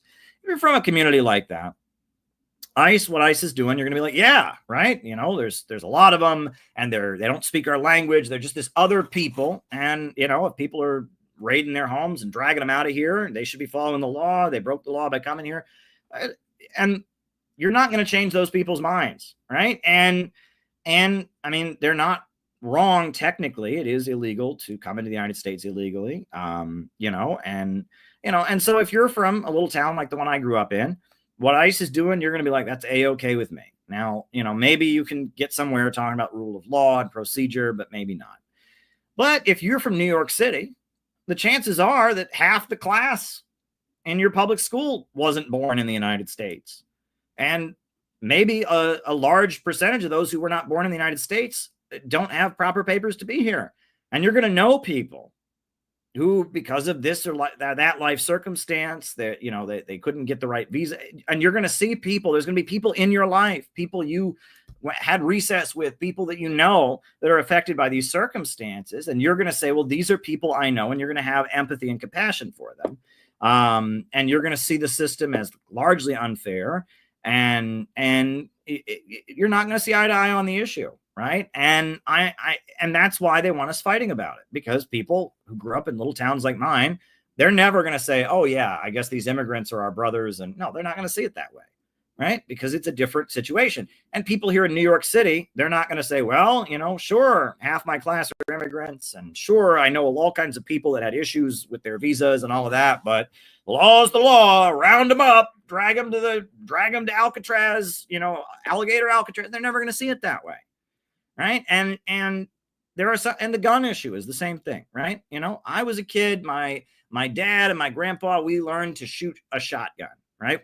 We shot clay pigeons, right? And I remember going to my grandfather's house when I was like 8, and they taught me how to shoot the shotgun, and having guns in the house, and learning how to have a gun and going to a shooting range, and that was just part of what it meant to be a man, right? Men did guns, and women too, actually, right? It was, especially as I was getting older, right? It became kind of hip that, Republican women, a woman gets divorced and then she's getting remarried, and part of her remarriage is that she and her Republican conservative boyfriend go and shoot guns, and having guns around is part of life. Well, in New York City, if you have a gun in New York City, unless you've got a permit, which is almost impossible to get, you basically have to be a cop to get the permit, and they catch you with a gun, you're going away for 2 years or 3 years or maybe 5 years, right? You cannot have a gun. And people, generally their understanding of guns is the metal detectors at their school and the videos of, and why do we have these metal detectors? Well, there's all these schools where they've had a shooting, and that they only think of guns in the context of school shootings, in the context of it being something super illegal. And so they're just like, get guns out of here. They're dangerous. They're already illegal. We don't know how to use them, right? That's their attitude. Whereas, people who grew up like me, having a gun is just part of life, right? It's different, and you're not going to see eye to eye on it. These are cultural differences. The red state, blue state differences are largely cultural, right? And the same with the abortion issue. If you're from a religious background, right? Or if you're not, or if you are, these are issues that are not going to be resolved. People are not just going to sit down and come to a consensus on them, right? And that's why they want us fighting about them, because if we fight over that, then we're not going to get together and fight about what we all agree on. And again, I've talked a lot about the years of lead in Italy, right? And how they kept Italy in NATO by the years of lead, by fomenting violence between extremist political groups, and that scared people out of politics in Italy. And even though the Italian public wanted to leave NATO, they fomented a period of extreme chaos and violence and killing in Italian politics, and that kept Italy in NATO. So, thanks, Caleb. I agree, neither left nor right have the correct stance. Okay. Having policies that hit at the root of the immigration surge to stop it is what both sides are missing. Well, I'm really glad to hear that, Jesus Christ Superstar 420. And I'm glad that you appreciate my position. And I just, I'm an interesting guy. I grew up in a very conservative area, and I was attracted to communism as a teenager, because it seemed like common sense. And then I spent my adult life in communist groups, and they were very dysfunctional. I studied extensively, and I'm a very good writer. I'm a very good, speaker, and I started traveling around the world, and my career started taking off. And then all the communist groups went woke, and the wokeification happened, and they all lost their goddamn minds. And, communist groups used to be anti-war, anti-establishment. Now all the communist groups love the FBI, and they hate Russia, and they want World War III, and they think that anyone who disagrees with World War III and Trump is a Nazi. And so I'm neither left nor right. And we're building a new movement called innovationism. And I've returned to my Christian faith, and we're doing something unique here in CPI, right? I really believe that the new economy in the world, the BRICS economy, is the future, and that the Western imperialist financial system is collapsing and declining. And, the only way they can save it is with Malthusianism and degrowth. And that we are very much pioneering kind of a new political brand. And I have met with Russian President Putin. You can watch videos of me chatting with him. I have sat down. I had a face-to-face private, video recorded but exclusive interview with Ibrahim Raisi, the president of Iran. I've been to Iran a number of times. I've been to Russia a number of times. I've been to China. I've been to Latin America. And I understand the new economy that is rising in the world.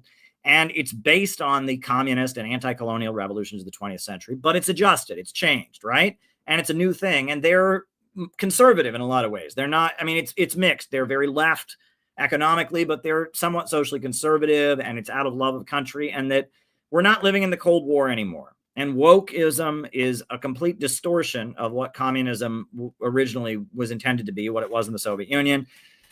Meanwhile, the right worships free markets, and I don't believe in the free market. I think what we need is a government of action that will fight for working families. And that's what we urgently need. And we need to break this country out of imperialism, out of the rule of the big banks and monopolies. And we need a government of action that'll fight for working families, opposing imperialism, globalism, this satanic international system that is leading us into wars and leading to a low-wage police state. That is the most patriotic thing. If you love America, stand against imperialism. This country was founded in opposition to the British Empire financial system, and that is the system that rules the world now.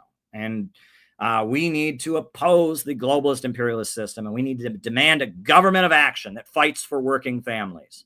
That's what we need urgently, a government of action that will fight for working families. That is what we need, a government of action that will fight for working families. And that's what we're for, and unleash human growth. I love humanity. I love human creative power.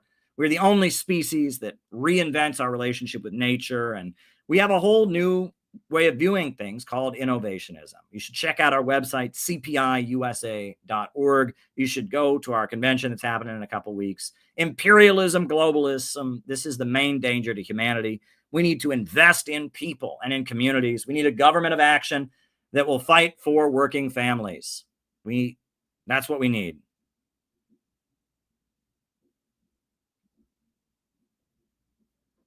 That's what we need. So there you go. There you go. There we go.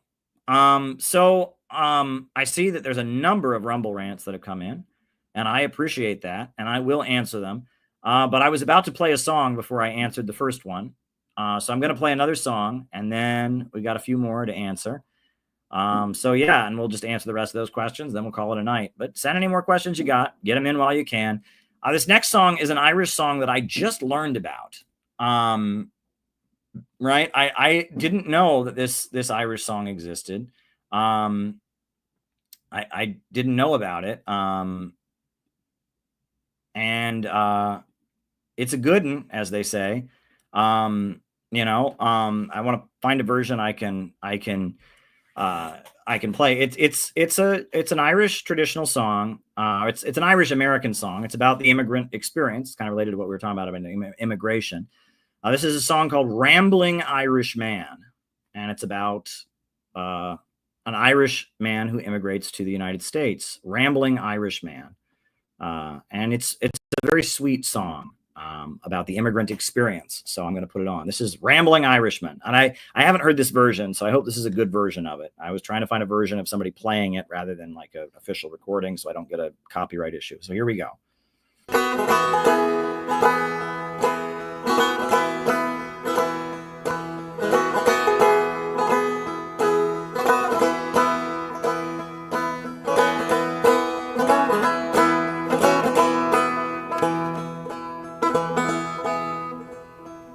I am a rambling Irishman.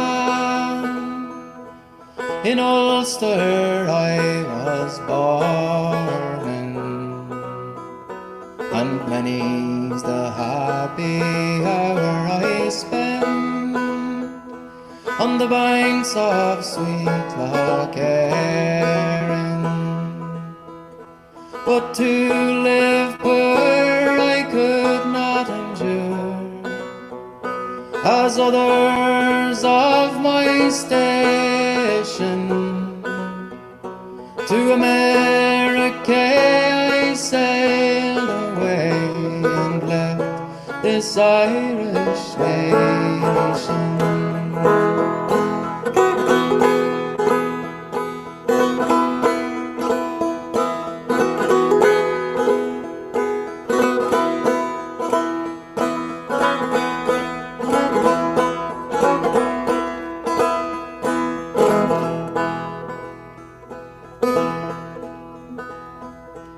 the night before I went away, I spent it with my darling. 3 o'clock in the afternoon, till the break of day the next morning. But when that we were going to part, we linked in each other's arms. You can be sure and very sure it wounded both our charms.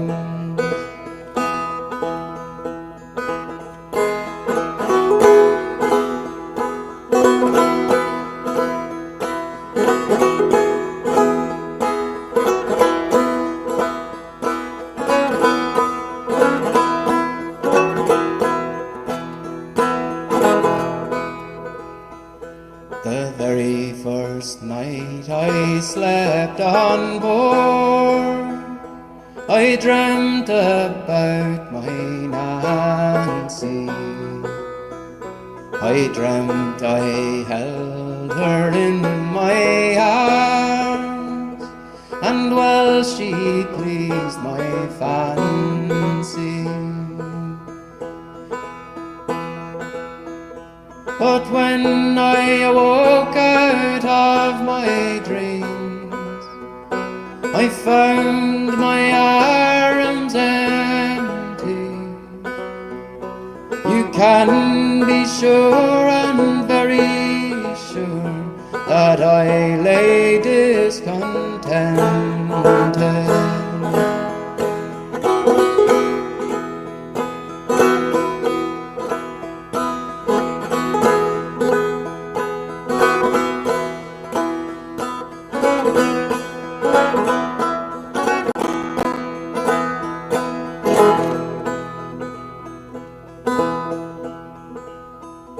As we approached the other side, we were both stout and healthy. We dropped our anchor in the bay, going out to Philadelphia. Now will every lass link with her lad, blue jacket and white trousers, and will every lad link with his lass in petticoat and white flounces.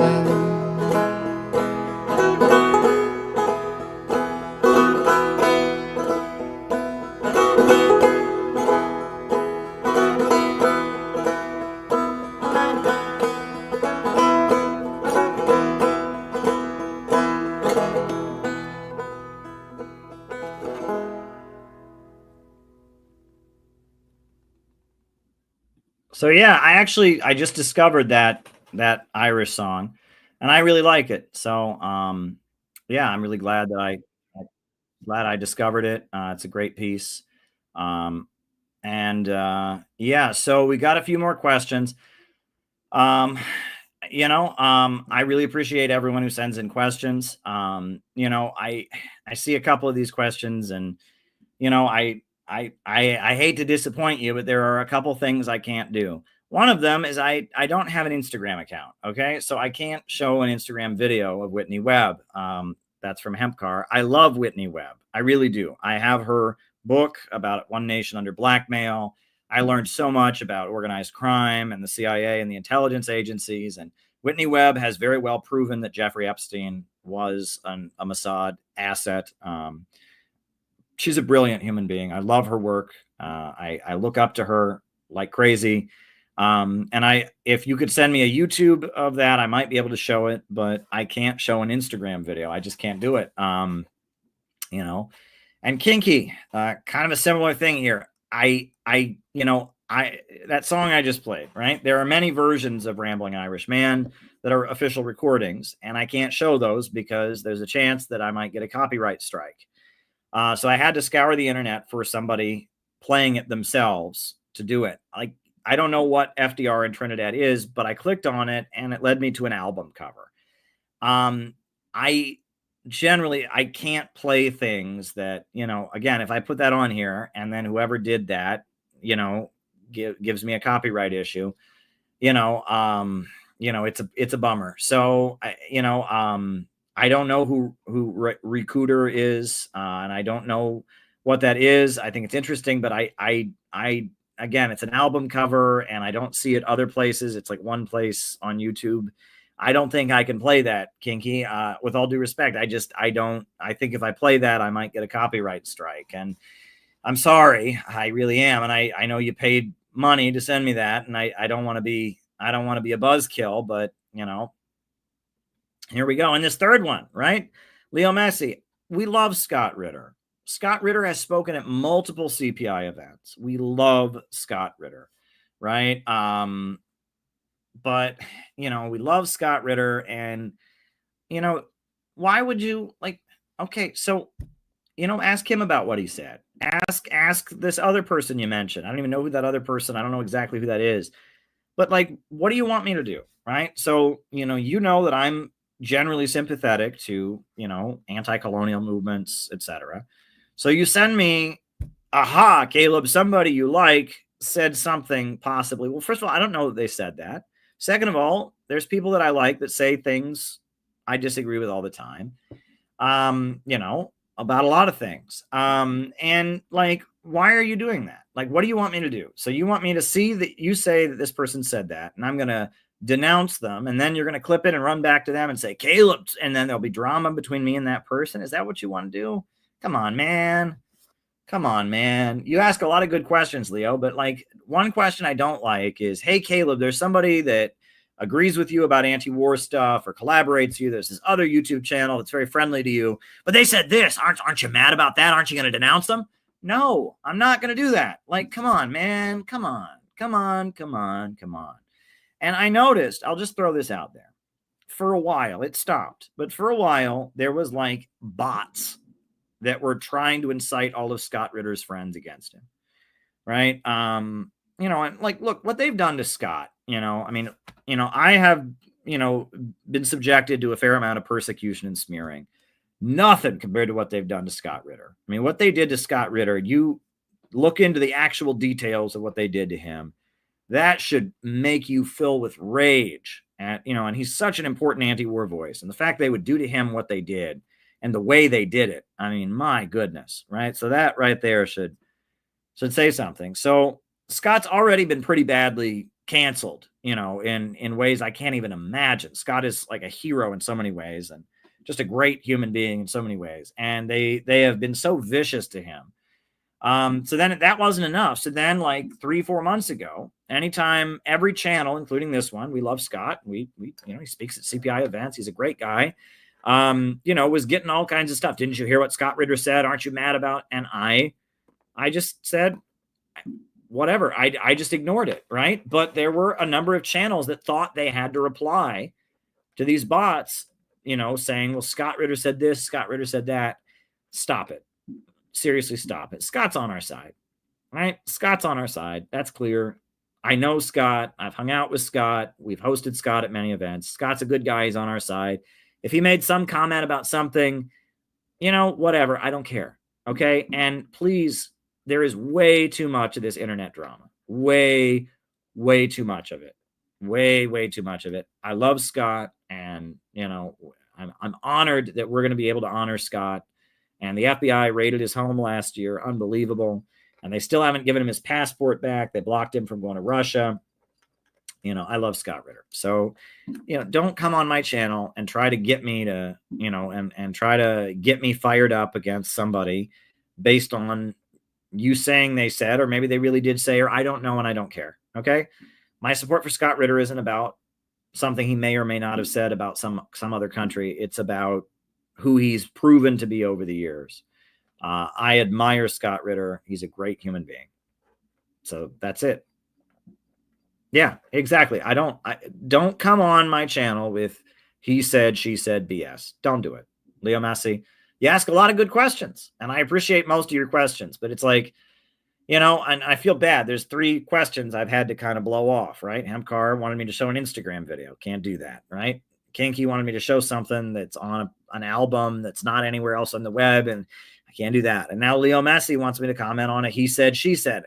I can't do that either, right? And I feel bad because it's like I asked people to send me questions, then I got 3 questions I can't really answer, and I apologize for that. Obviously, I wish I had 3 questions I could answer, but it was 3 in a row there that I couldn't answer, and that happens sometimes. And I do thank you all for trying. I know, I assume that those questions were sent with good intention. I mean, Kinky, I know Kinky. I'm sure she just sent that with good intention. I guess she knows the person who did it. I know Hempcar, he's a good guy, and he loves Whitney Webb just like I do. And Leo Messi, maybe you were just genuinely curious about Scott. I know all 3 of you didn't mean anything with your questions, but I just can't do what all 3 of you want me to do. I just can't, right? I mean, I can't show an Instagram video. I can't risk, showing copyrighted content. And I definitely am not going to jump into a he said, she said with Scott. I'm just not going to do that, right? And, so there you go. There you go. Next question. I tuned in late, says John McCarthy. Did you discuss at all Putin referencing Russia's support for the American Revolution and the Union in his call with Trump? I didn't know that. I heard that Trump said he was very disappointed in the call. And I heard that Russia made clear that they said they're not backing away from, certain positions when it comes to, Ukraine. They're just, that's what I heard. I didn't hear that history was referenced in the call. I think that's pretty cool, right? Again, geopolitics, the Dugin stuff about Atlanticism and Eurasianism. The Russian support for the American Revolution has a lot to do with, the landmass and people of the land versus people of the sea, the British Empire. You have to remember during the American Civil War, the biggest supporters of the Confederates were the British Empire because they needed that cheap cotton that was picked by slaves. And Abraham Lincoln was very anti-British, and the Russians supported Lincoln. So the American Revolution, the Russians supported America. And in the Civil War against the slaveholders, Russia supported America. So, there's something to that British free trade economic system rooted in the Roman Empire versus the people of the land model of development on the land, Eurasianism. There's something to the geopolitics. I'm telling you, there's something there. There's something to geopolitics, right? Oh, thank you for getting over it, Kinky. Thank you. All right. Economic development and jobs is the main way China de-radicalized the Uyghur terrorists. And that is actually true. I wrote an article about it for Mint Press years ago, which I will link. Jobs, not drones. Caleb Maupin here. Let me pull it up. This is actually one of my better articles, and it's about it goes into depth about China's policies regarding religion. But I wrote this article for Mint Press about how the Uyghur terrorist movement in China was stopped by economic development, right? That the Uyghur separatist movement, basically once they gave people jobs and education and economic development, they weren't interested in Islamic terrorism and separatism anymore. So yeah, I wrote an article for Mint Press on that very issue. So check it out, check it out. Good stuff. And yes, John, you are absolutely right. You generally solve most problems with development. Growth is the answer. Generally to the problems we face. Obviously there can be other situations, but for the most part, most problems in this world are solved by economic development and growth. A public referendum on important issues would likely solve many problems. The idea lends itself to a direct democracy. Can the U.S. government, state institutions evolve to become more democratic? Well, that's interesting. So, the reason that Zoran Mamdi won the Democrat primary here in New York is because we adopted instant runoff voting, where you didn't just pick one, you picked your second choice, your third choice, etc. That's more democratic. And many people have pointed out that, in terms of representation, proportional representation, instant runoff voting, these kinds of things are more representative, generally. And that the election system of the United States is not ranked choice voting, not instant runoff voting, ranked choice voting. The way we do our elections in America, it's the Electoral College. It's first past the post, right? There's one winner. It's winner take all, basically. We don't have proportional representation. It's not very democratic. And that's true. That is certainly true. That's certainly true. So there you go. John did send me the quote from President Putin. It's at the same time, it was noted by our side that Russia had played a significant part in the establishment of the United States as a nation, including during the War of Independence, fought 250 years ago, and later the Civil War, which ended 160 years ago. It was stated that our countries are bound not only by their alliance during World War I and II, but by deeper historical ties. Well, that's a good quote. I like that. I dig that. I dig that, John.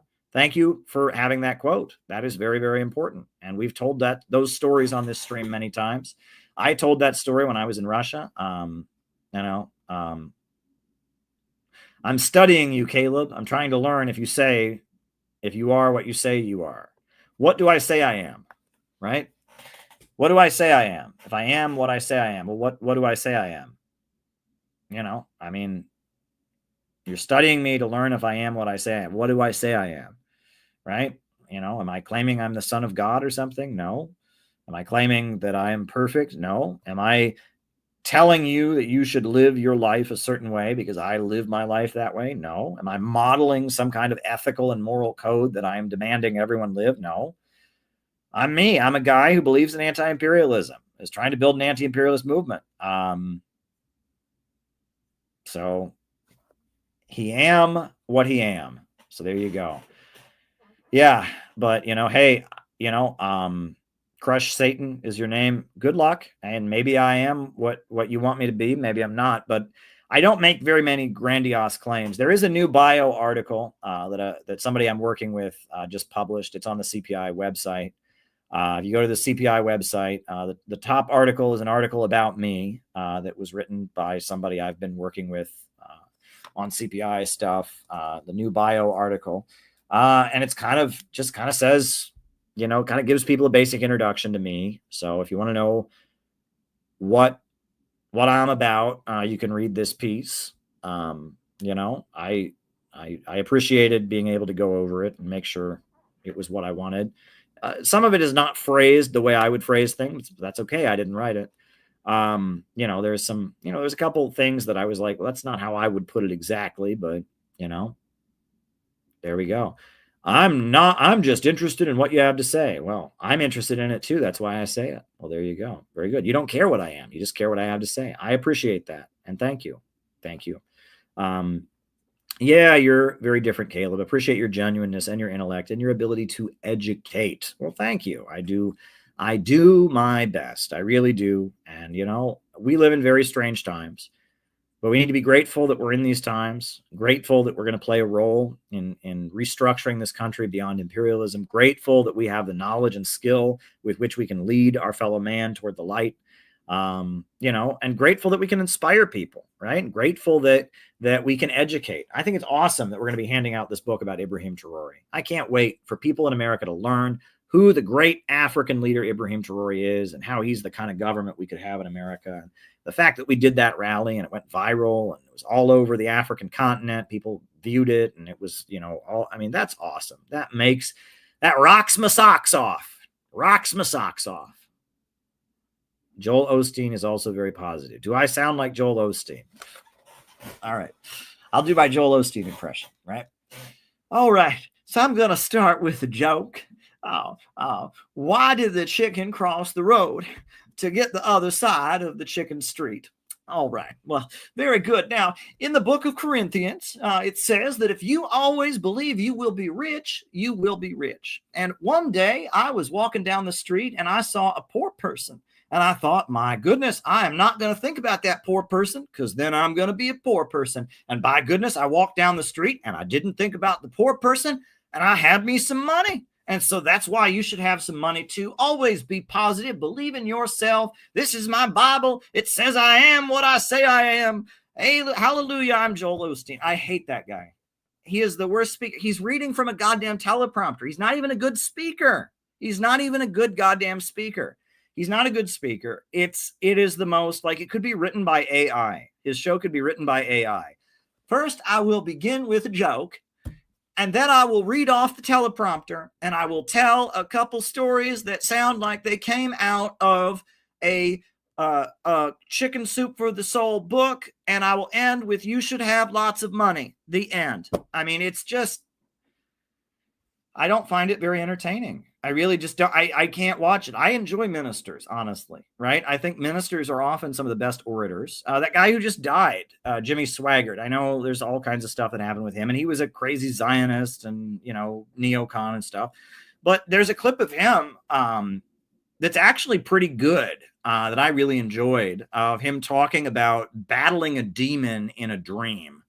That I thought was actually some good preaching, and it speaks to how, you know, any of us who've dealt with huge amounts of stress in our life, any of us who've dealt with, maybe issues of addiction, or, you know, fought with, you know, relatives or trauma or whatever, can relate to. It was a very, very, very powerful clip. Maybe I can find it. I always, you generally want to be respectful of people when they die. If I can find this clip of Jimmy Swaggart talking about the devil closet thing, if I can find that, that's actually a pretty good clip. Of Jimmy Swaggart talking about, he was like fighting with a demon in his dream or something. It was actually a very, very good clip I found of Jimmy Swaggart. It was a good one. I mean, it was a pretty good one. I don't think I can find it because he just died, and so all the memorial pieces are coming up. But I really enjoyed it. Actually, it was a clip of him. It was about a 12-minute clip of him talking about, like, he was stressed out, and then he had a dream about wrestling with the devil. It was very good. It was a really moving oratory that really kind of speaks to the experience of of people that are kind of, you're struggling to remain optimistic. You're struggling with demoralization. And if I can find that clip, I would actually show it, that's what you're supposed to do when somebody dies, right? Jimmy Swaggart obviously had a huge downside, right? And he also obviously had some personal issues, right? He didn't have control of his sex life and stuff like that. I mean, not my business, right? But, when somebody dies, you generally want to point to the good things about them. And the reason people watched him is because he was giving people motivation, right? It was kind of a pep talk, right? And that's what a lot of these TV preachers are doing. They're helping, they were giving pep talks kind of. And yeah, there is a clip of him that I enjoyed, of him talking about, like, wrestling with a demon or something, but I don't know if I can find it. I don't know if I can find it. Maybe I'll try my YouTube history, right? Because it's like, I don't know what the clip is called. So let me look. Maybe I'll search my YouTube history and see if I can find it that way. Swaggart. No. It's not coming up in my history. It must be really old. Must be a really long time ago that I watched this. Yeah.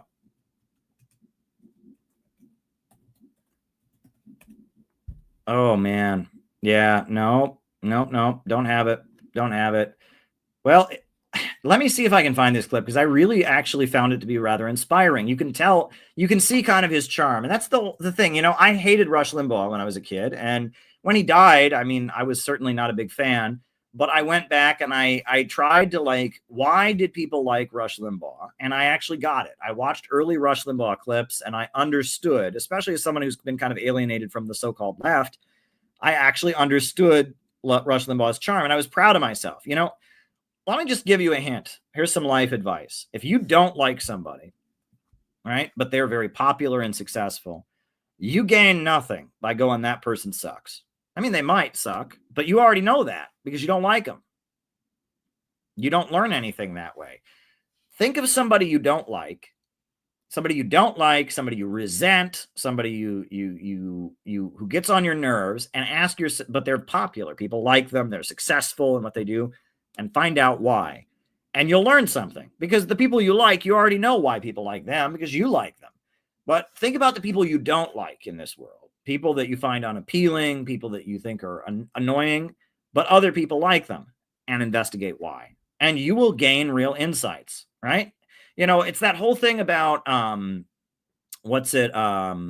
whole thing about, who was it who said, he said, it was JFK. He said, we do these things not because they are easy, but because they are hard. Well, what's that mean? What is that about? That means that you don't get stronger by, lifting. You don't get stronger by lifting a pair of tiny headphones. Nobody sits there. No one goes to the gym and goes, all right, I'm lifting these tiny headphones. No, you get stronger at the gym by lifting a barbell. Ugh. That's how you get stronger, right? Well, you don't really gain that much by thinking about what's great about the people you already like. You gain real insights by figuring out the charm and figuring out why people that you don't quite like, what is their strength, right? And that it's kind of a selfishness that we all have. We don't like somebody, we just want to beat up on them. Oh, that guy sucks. Well, yeah, but if you think he sucks, but put yourself in the shoes of somebody else and find out why they actually like him, and that's a really important thing to do. And so there's a level of maturity that takes, right? And it's taken me years to get to that point that I could do that. But like when Rush Limbaugh died, I did a deep dive and I learned the charm of Rush Limbaugh, and I felt better that I could figure it out. Right. And I often will do that. If something's out there that I don't understand or I don't like, I want to know why. What are people getting out of this? What are people getting out of this? Right. And so, yeah, I'm trying to find this clip. It is quite a popular clip of Jimmy Swaggart, but I am having trouble finding it. I'm finding a whole bunch of video of him singing, which I will not show. I don't know. That was one thing he did, is he would just start singing. And I just, I don't find him to be a very, how do you put, I don't find him to be a particularly good musician, but that was part of what he did, is his preaching. He would sit at the piano kind of, right? Is this the clip? Is this the clip? This might be the clip. Let me pull up a transcript and see if this is the clip. There was a clip of his that I did find inspiring as a speaker. But this is not it. No, this is not it. Okay, I may not be able to find it. But it was a clip that I enjoyed. There's all these clips of just him singing, right? Which I would not, I don't want to watch that. I don't quite understand the appeal of him singing, but I don't know. I mean, there's not many old men that can sing on TV. So there you go. Let me see if I can. All right. This might be the clip. All right. This is a popular clip of his. But I will say I have studied oratory, and I find oratory to be really important. Rhetoric, things like that are very important. That was actually one of the big disagreements I had with the LaRouche people. The LaRouche people, I mean, I don't want to generalize. I know there are people that watch this that are much more in tune with what LaRouche was about when he got going and stuff. But I guess, some of the LaRouche people, they have it in their heads that any charisma is somehow mind control or brainwashing, right? They're just very, very opposed to any emotional speaking or anything like that. And I don't get that at all. Right. I really don't. And, but that seems to be part of what the LaRouche people believe, is that, that if if your speech is interesting and exciting and very moving emotionally, that's evil. It's British Empire mind control or something. And I don't think that. And I don't know why, they're against having exciting events. It's part of their opposition to rock music. it's part of, I guess it's just part of their way of viewing things. Maybe, maybe some of the people in the chat who have more experience with LaRoucheism can explain it, but they have this opposition to charisma, this opposition to emotion that I really don't get. Life has to be fun, right? So, that's my feeling, at least. I don't get it, but,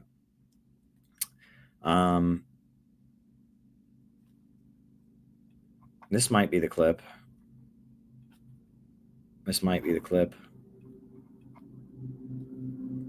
Hold on.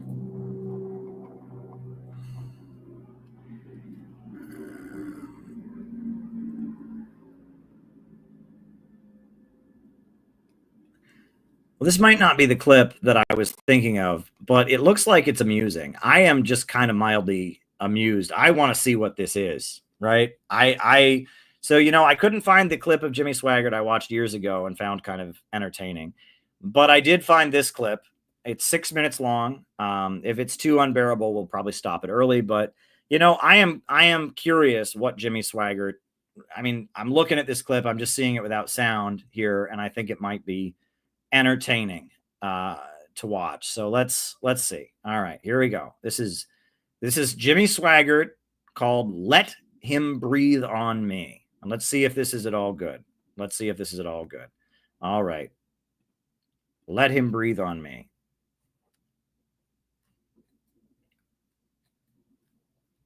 Let him breathe on me. Be discouragement, thirst, and that desire, but that's not what I'm talking about. There are some of you here tonight, you really need it badly. I mean badly. I don't know what it is. It may be sin, it may be hurt, it may be discouragement, it may be pain, it may be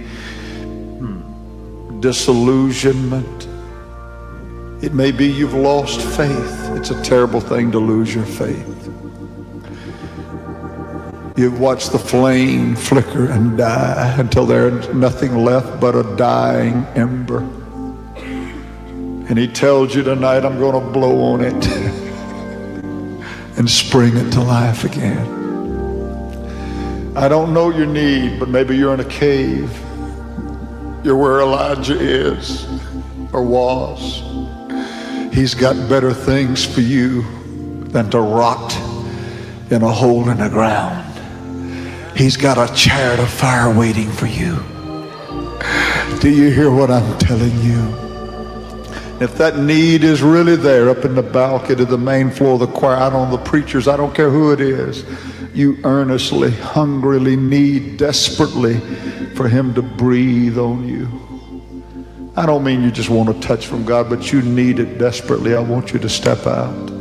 I want you to come.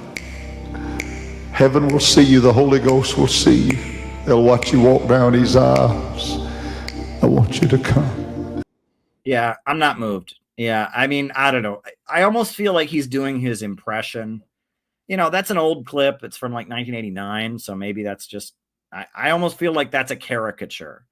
And sometimes I will see that with some of these, preachers that you see. It's almost like they're not, it's not genuine. They're doing an impression of what, and that's where it gets weird, right? Yeah, I hear you. Yeah, that was pretty creepy.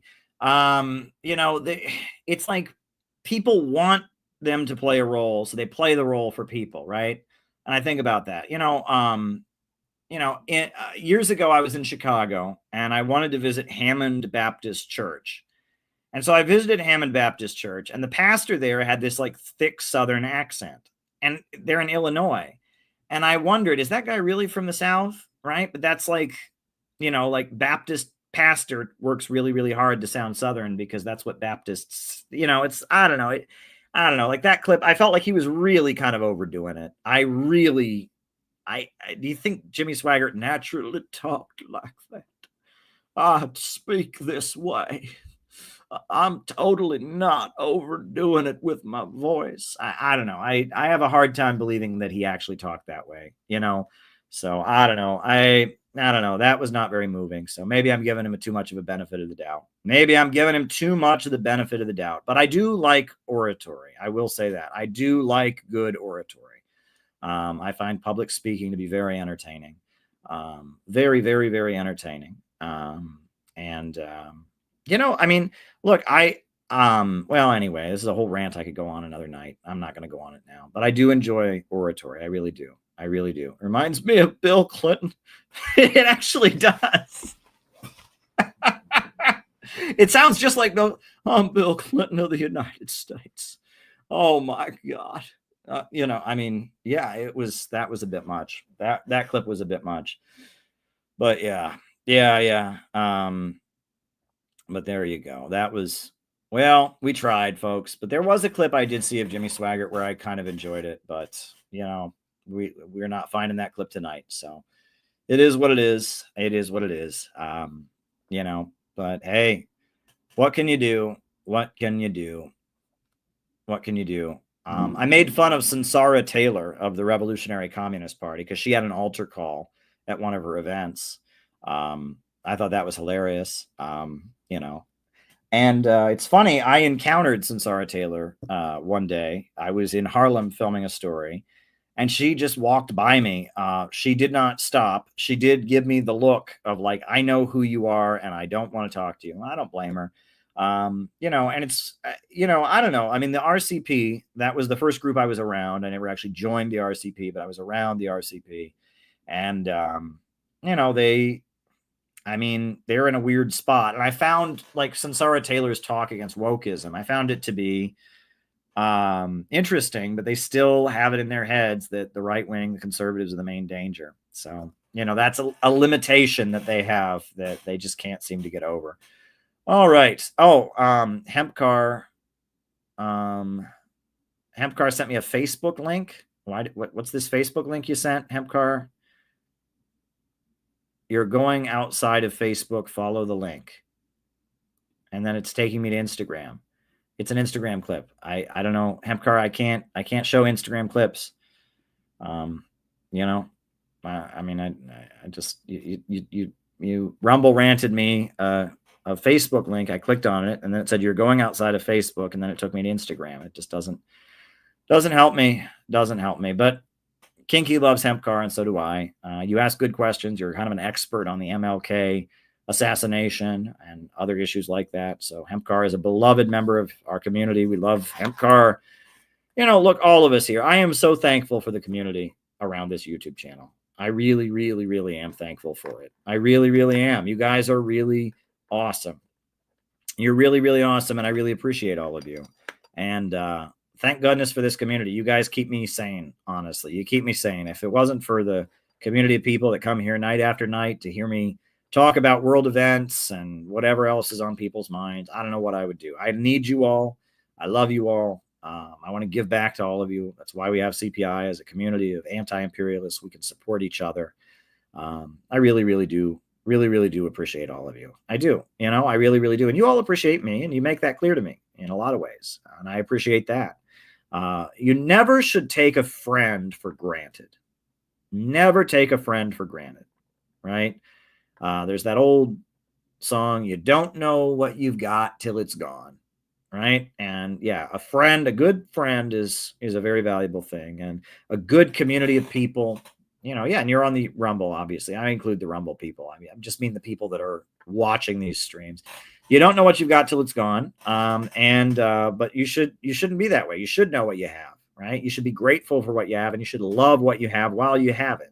Not just wait until it's gone and go, oh shit, I lost what I had. Don't do that.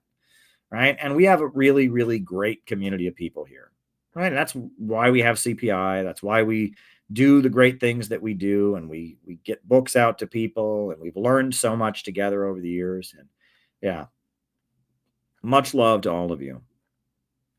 Much loved to all of you. Seriously, I really do appreciate you all. On that note, I'm probably going to end the stream. Shout out to everybody Shout out to everybody who has been doing great outreach, to build for the convention. Shout out to everyone who's coming to the convention. Shout out to everyone who's donated to help us fund the convention. More donations would be appreciated. If you can send me $5 or $10 to the donation fund, that would make my life easier. It would be appreciated. And thanks to everybody. And let's just do what we got to do, right? Let's do what we've got to do. Here's the rose, now dance. Here's the rose, now dance. All right.